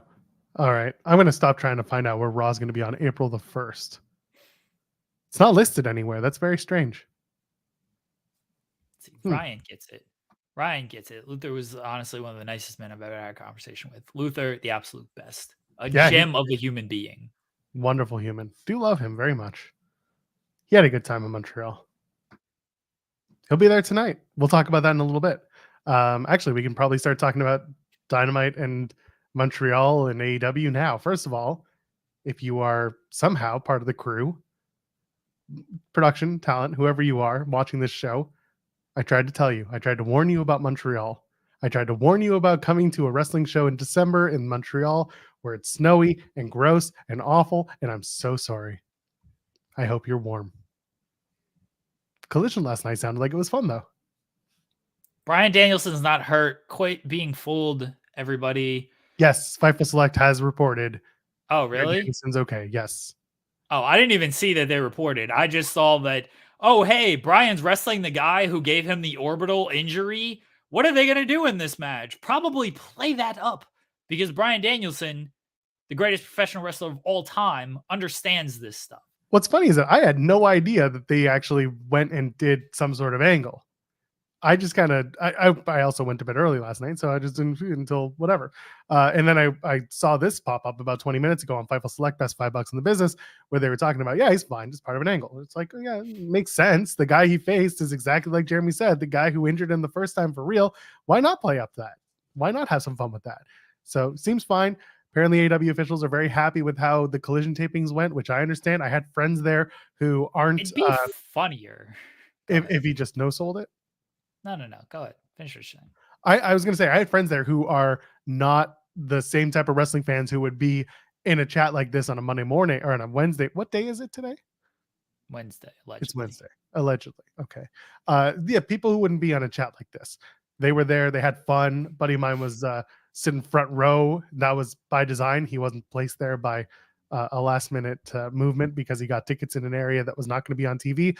I'll tell you right now, the ticketing conversation is going to be ongoing as it always is. There are going to be a lot of people who are going to have a lot of theories and they're going to say a lot of things. And there's one thing that's for sure. The ticket sales were not great. That doesn't mean AEW is dead. It does mean that they have to work on how they market some of these shows. And they also have to think about, we're bringing a show here. Do we air that show in the local market? We don't. Maybe we shouldn't bring the show here. There are little conversations to be had to make AEW better for that. But let's not talk about, they sold 2,800 tickets. Oh my God, the company's dead. It's not a great look, but it's not the end of the world. And also the people there by and large had a really good time last night. I guess there was conversation around that with the Erie Collision show where, it didn't sell well or whatever.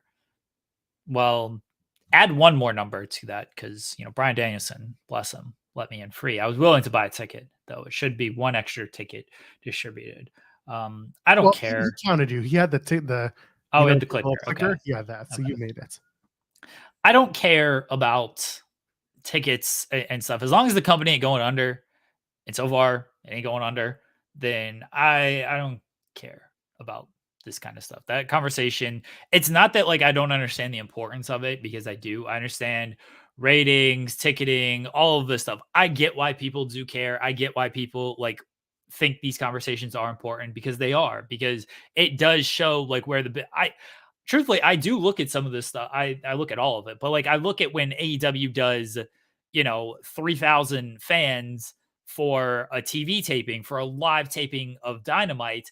And then I look when WWE does 4,000 fans in that same arena for a live event. And I'm like, oh, that's a little interesting there to show just kind of where the two companies are. Like, I look at all of this stuff. I just don't care to have the conversation about it because it's not of interest to me as a talking point. Here's what's of interest to me. So I'm reading the Fightful Select report now on Danielson, and you mentioned this as well. We're told AEW officials are very happy with how Collision tapings went in Montreal on Tuesday, especially from a match quality perspective.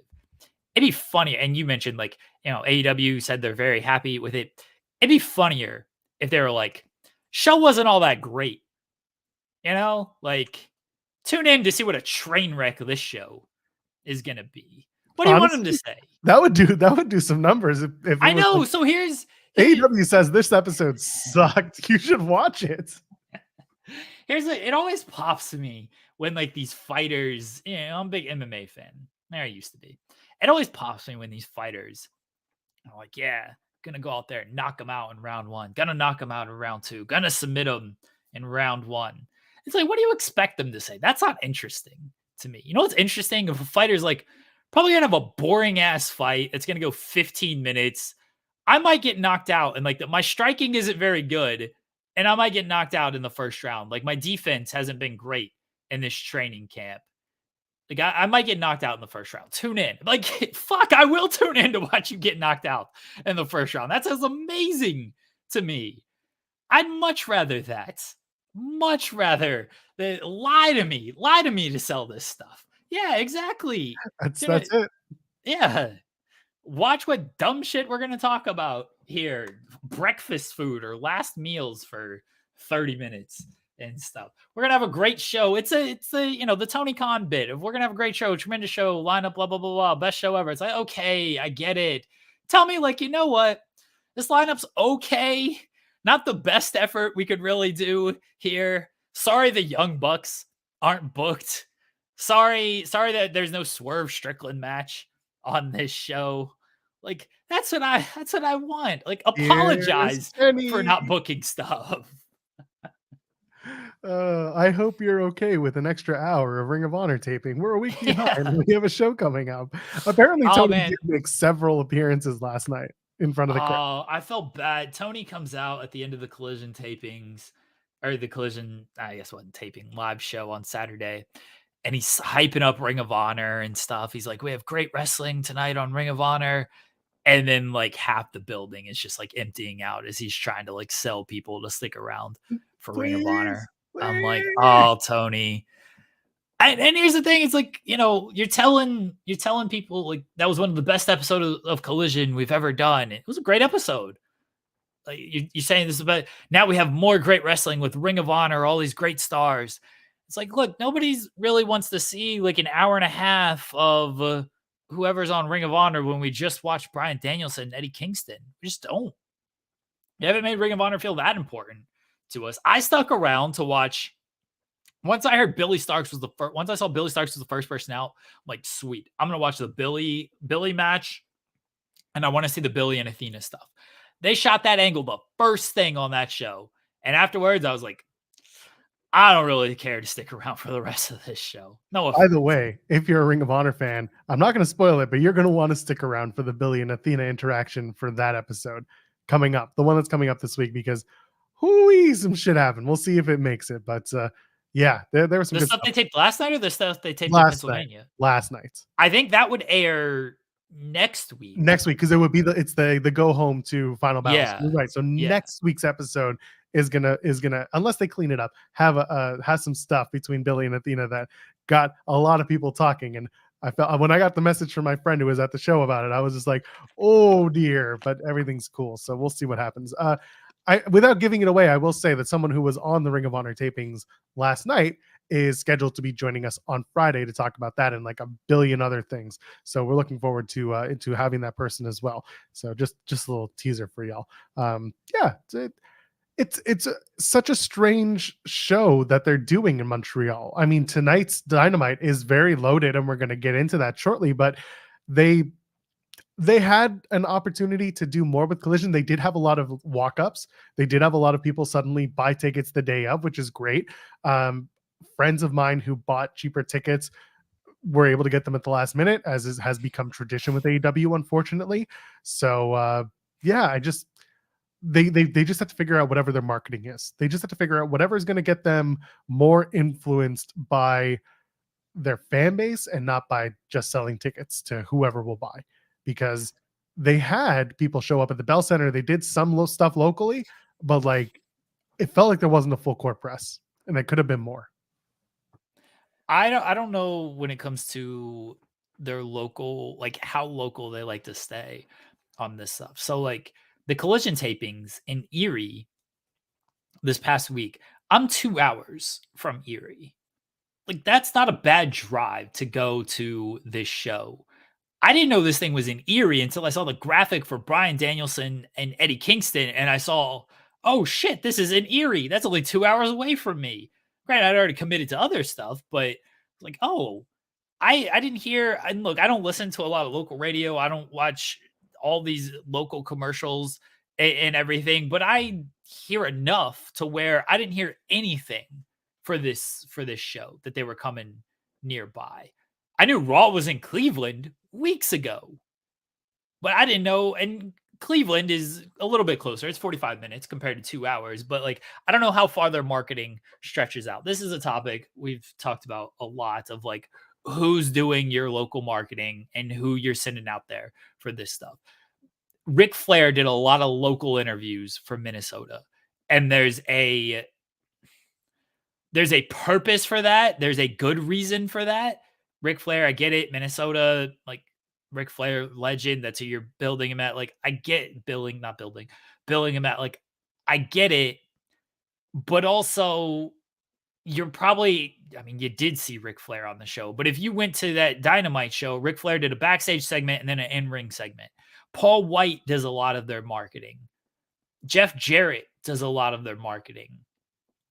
They got to have people who you're actually going to see on TV and actually in these matches to do this stuff. Like that's who should be doing a lot of your local interviews and a lot of your media plugs, is people who you're actually going to see. I'm gonna give Swerve Strickland a lot of. I mean, Jeff Drive says people like Swerve should be in town. Days early promoting stuff.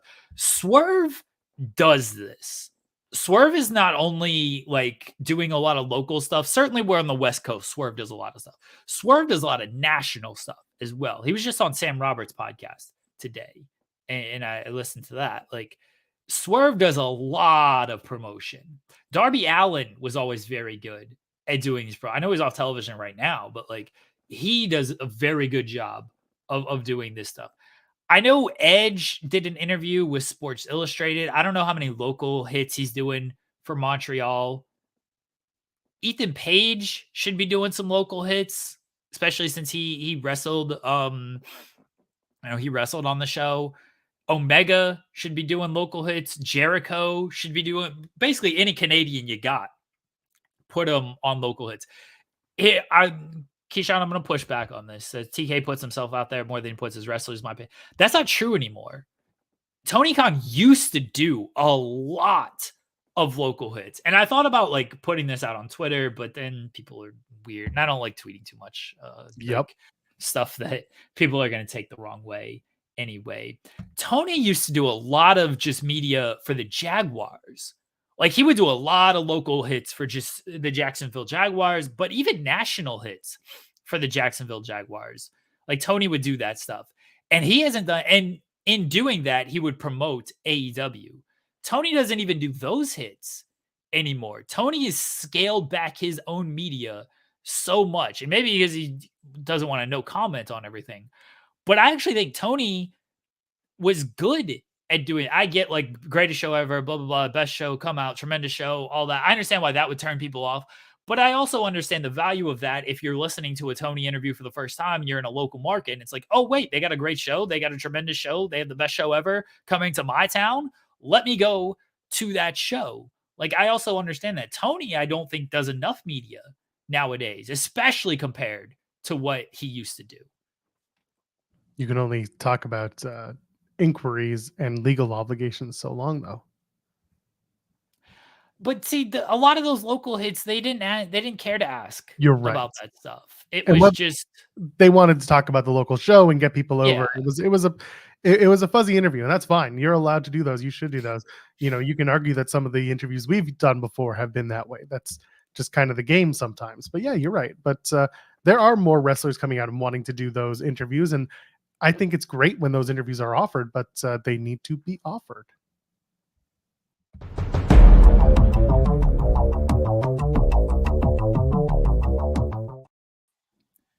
Hello.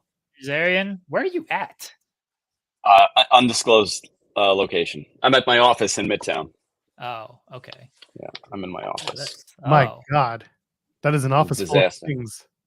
It's a full of things. Yeah, I brought my wife's. It was take your wife to work day today, so she came to work with me today. That's what I saw, or who I saw. Oh yeah, that was Jess. Yeah, Jess was behind me. Yeah, we saw. She was waiting to come and say hi. She's like, I gotta go. I gotta get started with what I'm doing.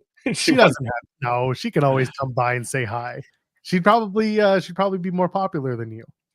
Yeah, we have a major problem in my house. There is black mold and fungus all under my floors in my master bedroom from a leak that they don't know where it's from. So I'll send you guys the photos. They are gutting my master bedroom right now that I spent like 60 grand on doing like the last 3 years ago during the pandemic. I redid the whole second floor and everything is now getting gutted. Andrew Zarian burned the whole place down. I'm gonna burn. Listen, my grandfather would threaten me with that. I'm gonna set this whole house on fire. You know what? I'm at that point. Yeah, there you go. House of Black Mold. House of Black Mold. Yeah, that's my stable's name. That's my faction. Yeah, we just have a terrible cough. We just cough on you. We don't miss you. We just cough on you.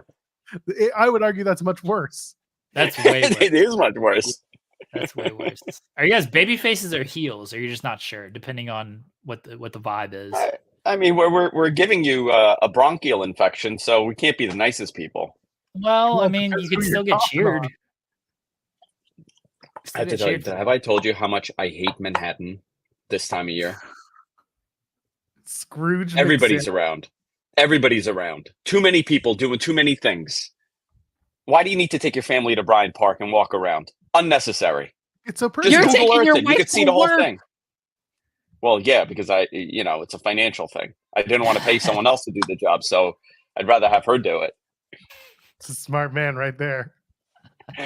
What were you guys talking about today? I missed the whole show. I was so upset.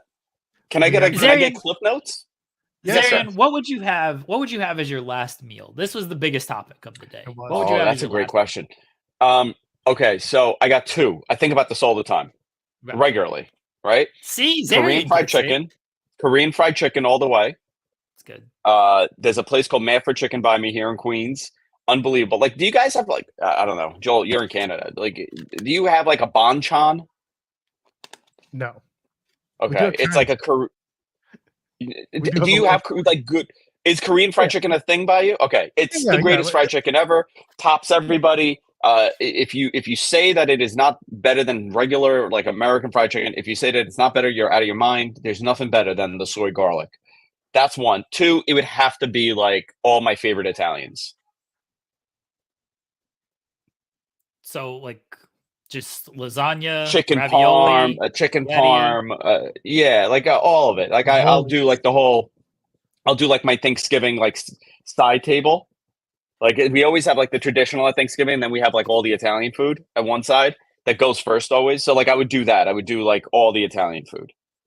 How thick is the lasagna? I make the lasagna. My lasagna is nice and thick. He's a thick boy. Yeah, my in-laws. Yeah, my in-laws are part Italian, so we got some last to us. I do the lasagna and I do the spinach pie, the Greek spanakopita. I make that also with the filo. God damn, that's good. Lunch is gonna hit. What was yours? Wait a minute. What was Joel's? Joel, what was yours? Joel couldn't decide. He was cowardly. No, because you're a coward. No, I make all different sorts of foods, so my feeling about this changes daily. Just cowardly. Yeah. He's playing politics. Yeah. What was yours?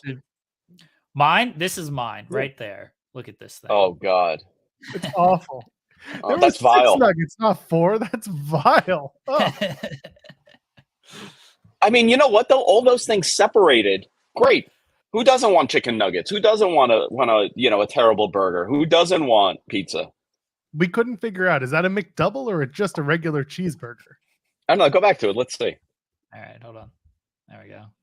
That looks like you know what? I think that's a regular cheeseburger. It's a regular. I'm on the side of maybe it's a McDouble. Can't tell. There's only one piece of beef there. Is that the McPizza? That's a McPizza though. That's the McPizza. I mean, that's what the McPizza should be. Yeah.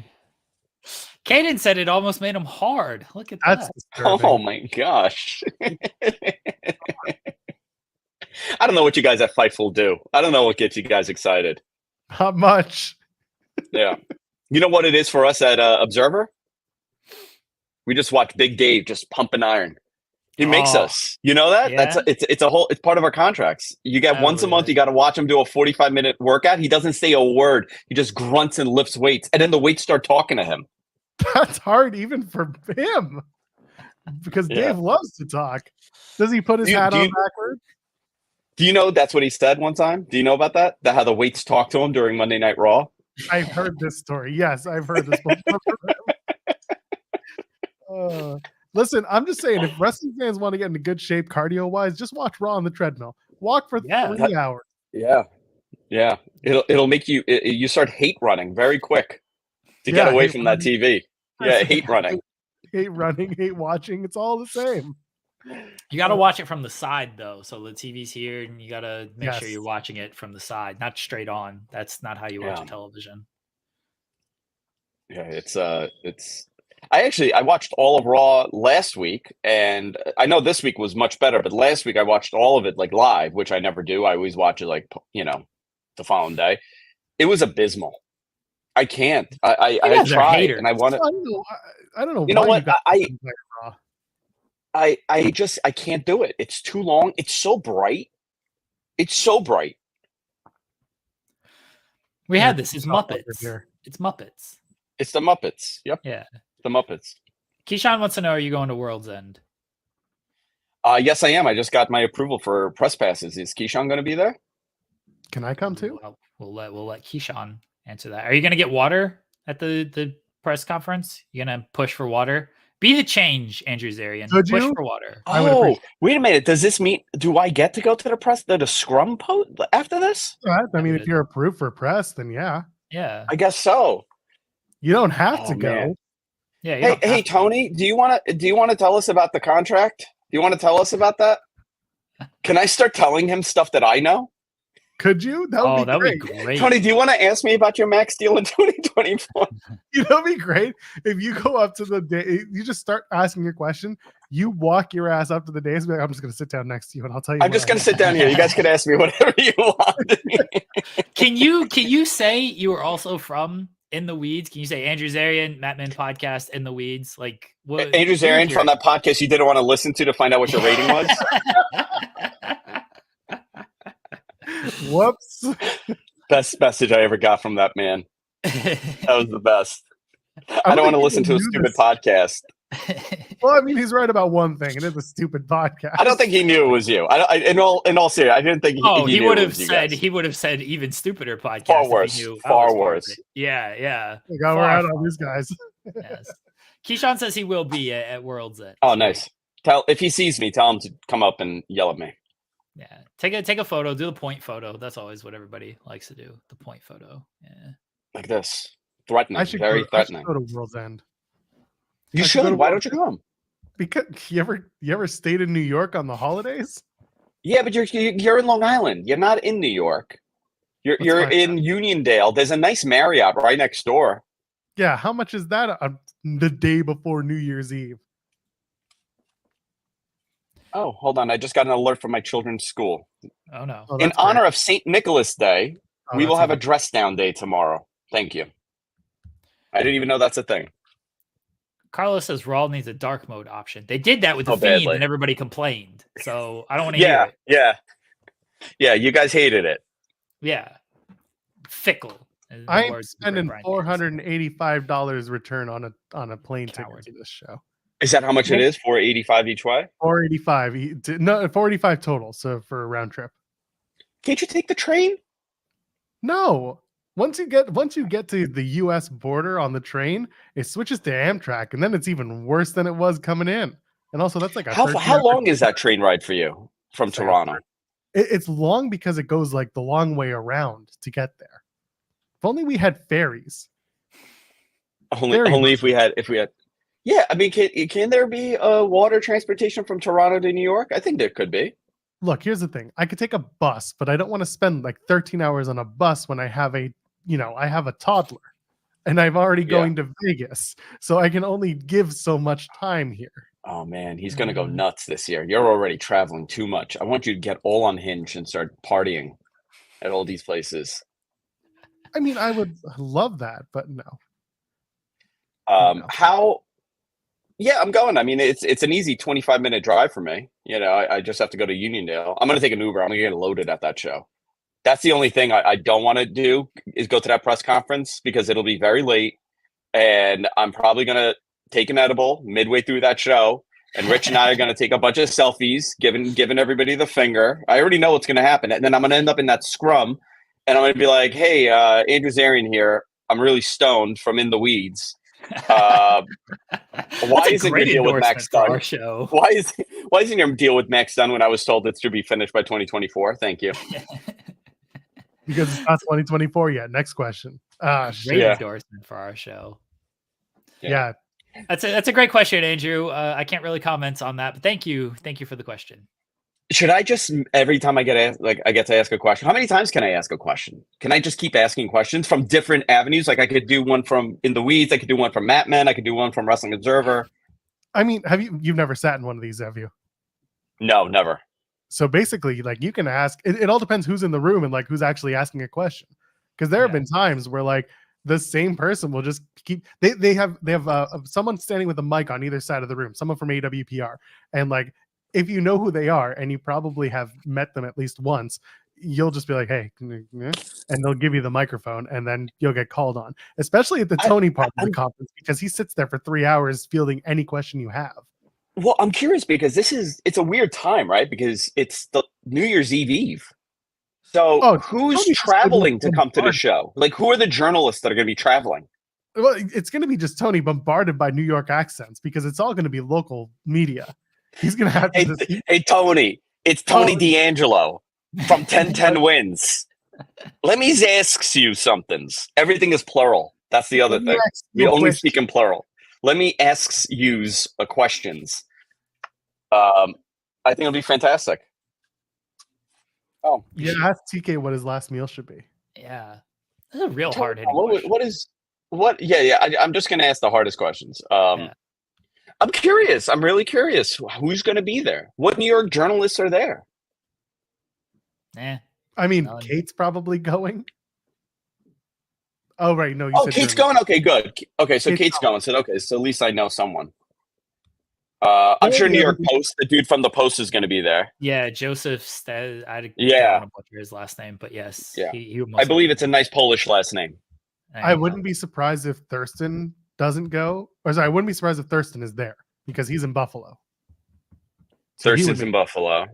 Yeah, but Buffalo is not New York. Excuse me. Buffalo is like 80 hours away. Yeah, 80 hours away. I wish. But I mean, I wouldn't be surprised to see him. Maybe John Pollock, but I doubt it. I don't know. Again, because who wants to go in the middle of the holiday season? Listen, for me, it's so easy. Like I'm taking an Uber. I'm going there. I used to, what's really funny? I used to be a secret shopper for Aramark. Aramark is like the concessions vendor for all like the arenas. So Aramark does Nassau Coliseum, would do Shea Stadium at the time, Jones Beach, the amphitheater. So I was a secret shopper and it was the best gig ever. They used to pay me $150 and my wife did it too. So we would make $300. Plus they gave us $125 to go shop, to like buy drinks and food. And then we had premium seating. We would never sit and we would just go and do the job and come back, but we make like $300 and they paid for your mileage. And my job was to not get ID'd. And I was so terrible at my job. I would go and I'm like, I'm sorry, sir. I'm of age. I don't have an ID. Can you please get me a beer? And I'm doing like the wink and a nod. And they're like, oh, okay, we figured out. Like, no, sir, you need your ID to get a drink or whatever. And then finally they fired me because I never busted anyone. It's because you're taking that bribe money openly. I'm like, what am I? What am I, a rat? Best gig ever. I used to go to the Coliseum we were there like whenever the Islanders were playing, we were there every other day. Just that doesn't sound $300 a pop. You should try. The Islanders were not great. They were not good then. They haven't been good in a long time. Yeah, they haven't been good for a while. Gave them a new arena just for that. So there's an update with my bathroom, by the way. They think it's the shower. That makes sense. Burn it to the ground. Yeah. Burn the shower down. Yeah, just everything. Just everything. It's unbelievable. Redoing bathrooms is terrible. My house was built in 1901, so it's an old Dutch colonial, like this old, very. I'll actually send you a picture. I got the photo from the census for the city from 1930 and what it looked like. I'm like, I wish it still looked like that. Somebody put a terrible extension on the front. It looks like a terrible 90s build. You know, people forget. Like, I live in New York, but I live in the suburbs. That's right. It's the middle of nowhere. I have no mass transit by me. Long Island Railroad. That's it, baby. Yeah, well, that's mass. Oh, you know what? You know who I'm looking forward to seeing? RJ City. That's who I want to talk to. He'll tell you to go fuck yourself. He will. That'll be fun. He'll be out of that arena. He loves me. Yeah, RJ's gonna be back. Yeah, he's leaving. Once that pre-show is done, he's like, I'm out. Bye-bye. Yeah. You know what I should do? Maybe I should back. Maybe I should send a couple sprinters to pick the boys and the girls up and bring them into the city for a nice evening at a place. Joel was calling people hookers early on this show, and I didn't know if. Were you sitting at the bar with me and John Alba? Yeah, not. He said all of Montreal is a hooker. He said all of AEW were hookers as well. I believe. Well, that's terrible. We're all willing to do something for money, Jeremy. So what do you think of tonight's show that they have? I mean, it's not a bad show. It's going to be better than last night's Collision in a lot of respects. What was it, 27,800 at Collision? Yeah. I love that they brought Ben Mankiewicz out for this, and they're flying his ass to Montreal. It's like you couldn't do it anywhere else. You got to fly Ben friggin' Mankiewicz from TCM, and this is the RJ City wet dream, which is just hilarious. This is basically Tony Storm is the RJ City character that he always envisioned for himself, just projected onto a very beautiful woman who's a very good actress at the same, or very good at acting out this role. So not to say RJ's not beautiful.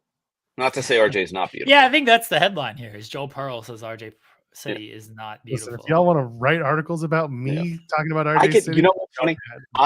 I can listen to him talk all day, and it's the accent. Yep. It tickles me because it's so comforting. It's so warm to me, that New York, Long Island accent that I try so hard to hide, but it comes out. I could tell you what town that accent is from. That's how specific it is. It's unbelievable. So where's RJ's from? It's a very North Shore, Long Island, Nassau County accent. It's like, if it is, kudos to him. Imagine he's very Canadian. Oh my God, he's got the Drake accent. He has the Drake accent, the Toronto accent. Yeah, he calls it Toronto. Is that? Let me ask you: is that a thing? Is that accent really a thing, or is it just this internet nonsense? No, it is, and it's mostly just like. Someone explained this to me once. It was just like certain landed immigrants with the Toronto accent. I think it was the Caribbean community. Yeah. Okay, so that makes sense. The Jamaican community, like it's a legitimate accent. It does exist. I don't have it. So okay, wonderful. So like a 2-generation deep white girl from Toronto should not have that accent. Is that what you're saying? Not officially. Okay. Although because in New York, we all sound like Italian plumbers. It's just what happened here. It just spread. It doesn't matter if you're Irish, Jewish. Doesn't matter. In my first year of university, there was this white girl from the Bahamas who had a full-on Rasta accent. And like we were like, you putting this on, right? No, she's Jamaican. Sorry, not from the Bahamas. She's Jamaican. Full-on Rasta accent. I was like, you putting this on, right? She's like, no. This is how I talk. Like this is how I grew up. And it just throws everyone off. I like that. I like a little spice mixed in, you know? I like people questioning. I'm going to start speaking in a Victorian English accent very soon. That's how I'm going to do all my shows. Him. Welcome to Mad Men. That's how I'm going to do it. I absolutely, but I love the Toni Storm gimmick. Her wrestling, I'd rather have her wrestle differently, but I absolutely love the character. People hate it, you know? I don't know. She should wrestle in black and white. Everything. Yeah, people are gonna. She should wrestle in black and white. You know what? That's what WWE should do. Turn off the lights. Just wrestle in black and white. Yeah. Why not? Yeah. Get the cameras. You can All do right, it. boys. Time for me to run. I have to get some work done. Good night, Andrew Zarian. Don't do the work. It's always a blast. I hope your bathroom project, that's not really a project, just your teardown goes well. I got an update. They think it's coming from the shower. So I'm hoping they do. We think it's coming from the shower. The call is coming water. from You have no idea. Yeah. Well, my theory was that the water was coming from the gutter that was hitting the shingle and spreading, going underneath and coming in. That was my theory. Apparently, it's not that. It's coming from the shower. So we'll see. God bless. Good luck to you. Good luck, buddy. Thank you. Thank you, guys. See you later. See ya. Bye. Oh, this guy. Let's hit a couple super chats and we can move on. Cody Wells starts us off saying, just secured my tickets for SmackDown a week before Mania or a week. Let's try this again. Cody Wells starts us off saying, just secured my tickets for SmackDown a week after WrestleMania in Pittsburgh. Gonna celebrate the finished story. Jeremy, you should go. I would like to. We'll see. We'll see if I can do that. Yeah. I'll let you know, Cody. I'll let you know. Because I know I did not make was it Fastlane? Fastlane was in Indianapolis. Pittsburgh. Oh, that was in it. What was in Payback. Pittsburgh? Payback. Payback was in Pittsburgh. Okay, yeah. I was not able to make it for Payback. Because that was the same weekend as like an AEW pay-per-view, so it didn't work out. We'll see what we can do for SmackDown. I'm trying to go to Raw in Cleveland next week. That'll be fun. You get to see the same arena where CM Punk told Vince McMahon that I quit. Yeah. Interested to see what CM Punk does. He's a free agent, Joel. Did you hear about this? I had heard about this. Yeah. Well, Randy Orton not to be outdone. CM Punk says, I want that treatment too. And then Triple H is like, all right, anything you want, you get. And so here we are. He'll be on SmackDown on Friday. We'll talk about that on Friday. Someone in the chat, I think it was Pile Driver Finisher, then asked about securing tickets on the day of. And we talked about that with your experience with Dragon Select. I want to kind of tell you my way to do it. And it's not hard at all, by the way. 2-3 days before a show is happening, two things will happen. One, more tickets will become available. Thank you, Kenny. And two, you'll be able to buy them in an area. I know. Thank you, Jeremy. It's yours. It's mine. You'll be able to buy those tickets in what is called the production hold areas, because when company comes in, they set up the arena for whatever show they're doing, and then they put a bunch of sections on hold for whatever they're doing. What are you laughing about? What are you laughing about? My wife texted me and she just says, CM Punk quit in Cleveland. That tracks. We all give up there. That's very funny. That's good. Anyway, you buy production hold tickets. That's what I'm getting at here. It's usually the sections that are close to the hard camera. I said this a billion times. Stop buying your tickets opposite hard camera if you just want to be on TV.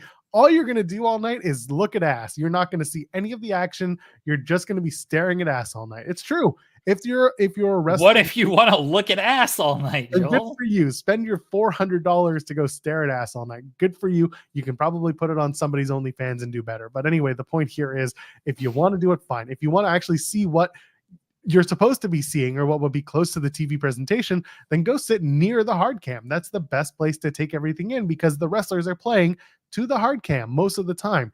Some wrestlers will look around and, like, if they're doing a talk segment, they'll talk to the audience around them and interact there. But 9 times out of 10, talking to the camera. So wait for those production hold seats, get those seats.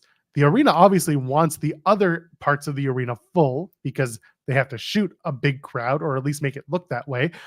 But if the arena is pretty full, you can get a production hold seat pretty easily and get a good seat there, get a good vantage point.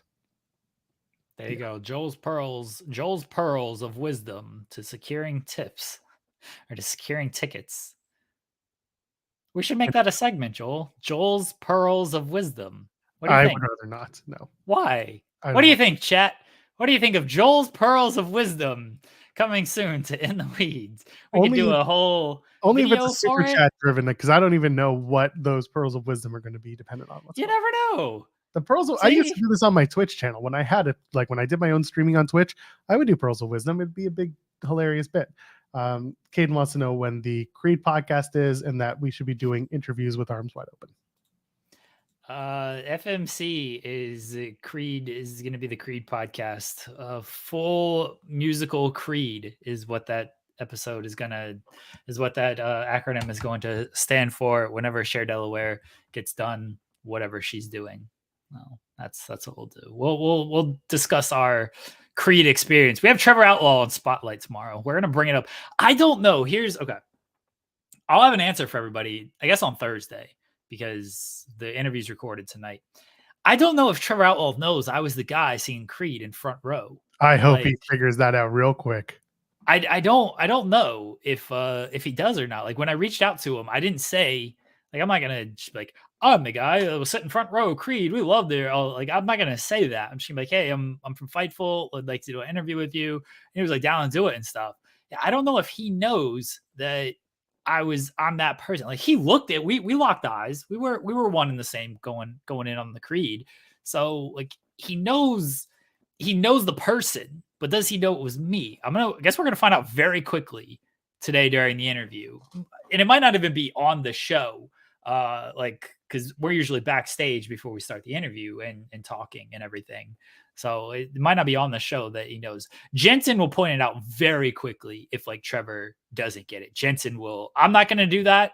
Jensen will 100% do that. Once you tell him, you will take him higher. So you're the one that left Pillar to Post. I enjoyed doing that. It became a hassle to kind of do, and I was in a different. Yes, it was Jeff Valley Driver. I was in a different headspace doing that show, but a lot of people did enjoy it. So if I brought back anything, I'd probably bring that back as like a once a month gimmick. Trying to do it every week is very difficult. Very, very difficult to try to do every single week. I think I was doing it twice a week back then. That was tough. I think I could possibly pull it off once a month. We'll see. We'll see if we could pull it off once a month. So much content on this channel. There Why is. haven't you left the thumbs up yet? And to subscribe to it and all that stuff. Tony Lambert, are you ready to run down AEW Dynamite live in Montreal? Caden asked me one time to bring it back, and then he wanted to host it, and I told him no because reasons. I spent a year and a half trying to get you. Brought it up one time to me, Caden. One time. We should probably hire a shorts person. Yeah. Commit to that, and then we will. I'll entrust you with more. Caden, we really do need someone to do like shorts and stuff, though. I hear those are big. Like, would be good. We do so many interviews and stuff now. Like, yeah, it really honestly feels like we could do that. Yeah, we could have we legitimately should have someone do that. If anybody wants to do shorts for this channel, shoot me a message and we'll work something out. Maybe even some community posts because we should probably do that a little bit and not just show for Fightful Select from 3 years ago. Why not hire a tall person? Are you prejudiced? Well, yes, but also we need shorts. Yeah. People have brought it up on shows, by the way. And I think you have MCASP. I'll see what I can do in 2024. I don't have like grand plans for 2024. I want to keep doing this show as long as Joel is guest willing to do it. Want to do more interviews with stuff because I think we do well with interviews. I think we can keep doing more. So yeah, there's plenty of stuff for us to do. What was I saying? Pillar to Post might be one of them. Okay. All right. It's 12 o'clock. Hey, listen, some people have therapy at 1:30, okay? Oh, I'm sorry, Joel. It's fine. Sorry. I didn't tell anyone. Normally it's on a Thursday, but for some reason my therapist was, let's do Wednesday instead. And I was just like, I was going to mess up my day, but sure, let's do it. Is this how your therapy is going to start? Like today was going fine. And then Jeremy had the show run long and I don't know, just questioning all of my decisions because of Jeremy having the show go a couple minutes over. Well, yeah. Yeah. Am I brought up in your therapy sessions? Yeah, but like not in a disparaging way. Oh, it's only Sean that I truly disparage in therapy. Fair. So much mental anguish based around Sean Ross. Doesn't give me water. You know what'll quench your thirst though tonight, Joel Pearl? AEW Dynamite live from TBS on TBS at 8 p.m. Eastern, live from the Bell Centre in Montreal, Quebec, Canada. Stop it. Yes, we do pronounce it very. First of all, if you're gonna do it, it's Quebecois. It's La Centre Bell at Montreal, Quebec. They even did the post in French. God bless these people on AEW's social media. AEW Dynamite live tonight, 8 p.m. Eastern on TBS. We have a tremendous lineup for everybody. Quite possibly one of our best lineups ever. Certainly our best lineup we've ever brought to Canada. I don't think that's unquestionable. It is unquestionable. This is our best lineup we've ever had in Canada for AEW Dynamite live tonight on TBS at 8 p.m. Eastern. The AEW Continental Classic continues in the Gold League with 3 hard-hitting matches. Jay White will take on Jay Lethal. It's the Battle of the Jays as Jay White, looking to rebound from his loss to Swerve Strickland, will take on Jay Lethal, looking to pick up his first victory in the tournament. Also in the AEW Continental Classic Gold League, Jon Moxley looks to remain undefeated as he takes on Roosh. Can Jon Moxley remain undefeated in the Gold League against Roosh? And finally, rounding out the AEW Continental Classic in the Gold League, Swerve Strickland, also undefeated at 2-0. He will be taking on Mark Briscoe. Swerve Strickland, can he stay undefeated and possibly keep pace with Jon Moxley against the much-beloved Mark Briscoe? Those 3 matches will go down in the AEW Continental Classic Gold League tonight on AEW Dynamite live, 8 p.m. Eastern on TBS. Plus, we have MJF and Samoa Joe. They will be facing each other at AEW World's End for the AEW World Championship. But before that, MJF and Samoa Joe will team up against the Devil's Goons. Who are the Devil's Goons? Tune in live tonight, AEW Dynamite, 8 p.m. Eastern on TBS to see if MJF and Samoa Joe can coexist. That's Thursdays, 3 p.m. Eastern on this channel, coexisting. Not MJF and Samoa Joe. MJF and Samoa Joe coexisting tonight, 8 p.m. Eastern, live on to AEW Dynamite TBS. Plus, the AEW Women's World Championship is on the line as Toni Storm will be introduced by Turner Movies classic Timeless Toni Storm. Toni Storm, the AEW Women's World Champion, will be introduced by Turner Movie Classics Turner Classic Movies. I can't even say this dude's last name. Ben Mankiewicz. Ben Mankiewicz from Turner Classic Movies will introduce Timeless Toni Storm. The AEW Women's World Champion against Sky Blue. Timeless Toni Storm, Ben Mankiewicz, RJ City. What do those 3 have in common? Black and white movies. They will be live tonight on AEW Dynamite, TBS, 8 p.m. Eastern. Timeless Toni Storm against Sky Blue for the AEW Women's World Champion. And finally, in the main event, I assume, don't really know yet. In the main event, it'll be for the AEW TNT Championship. Christian Cage defending against Adam Copeland. These 2 men have a long storied history with each other, against each other, great friends, sort of enemies. Christian Cage, Adam Copeland, decades and decades of history will come to a head tonight on 8 p.m. Eastern, AEW Dynamite, TBS.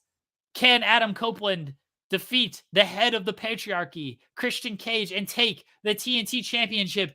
Or will Christian Cage prove what everyone has always known, that he is better than Adam Copeland, and he should have been recognized as being better than Adam Copeland all of these years and years of being behind Adam Copeland unrightfully, because Christian Cage has always been better than Adam Copeland. Will Christian Cage finally get the edge over Adam Copeland on AEW Dynamite live, 8 p.m. Eastern tonight, TBS? It's a tremendous lineup we have for everybody. One of our best lineups ever for AEW Dynamite. Certainly the best lineup we've ever brought to Canada at the Belle Centrale in Montreal, Quebec, Canada.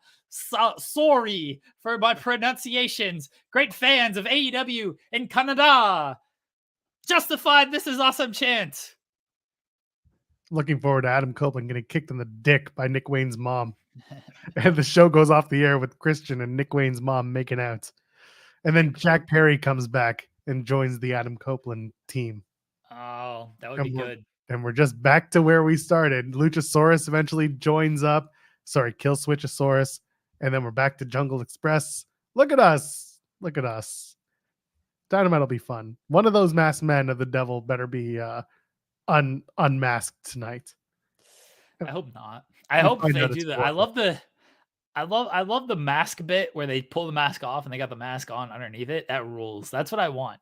Like, you got to be smart. These henchmen, they know they're going to come after the mask. They take off the mask and the mask is the devil mask. And they're like, I learned from Sting. You got to be smart about this, you know? Like, you know they're going to try to pull it off, so you just keep it on. You keep on 2 masks. Maybe multiple masks. Maybe like different color mask. That would be a good one, right? Like you pull it off and then, oh, here's a red mask under here, and you pull that and here's a blue mask. Like a big magician's trick. Yeah. That's what it should be. That's awful. I'm looking forward to Mox versus Roosh, by the way, because those 2 men are going to try and just end each other in every single way imaginable. That'll be fun. Yeah, it'll be good. Yeah, they can't unmask. They can unmask them in the Scooby-Doo van. Are you going to be upset? Are you going to be upset when Sky Blue comes out with the Scooby-Doo outfit? No, she's finally settled on her like a blue crown of thorns, and she's doing a black swan, but she's blue swan, and it's like, I don't know what it is about some people. They think there's only like 3 characters a woman in wrestling can be. Sky Blue is currently taking one of those on, and that is the blue swan character. Who else does a blue swan character? There have been other black swan references over the years. I'm pretty sure Taya Valkyrie tried one. Su Yung tried one. Basically every Knockout and Impact has tried since 2012. They've tried a swan princess thing. I don't know what to tell you.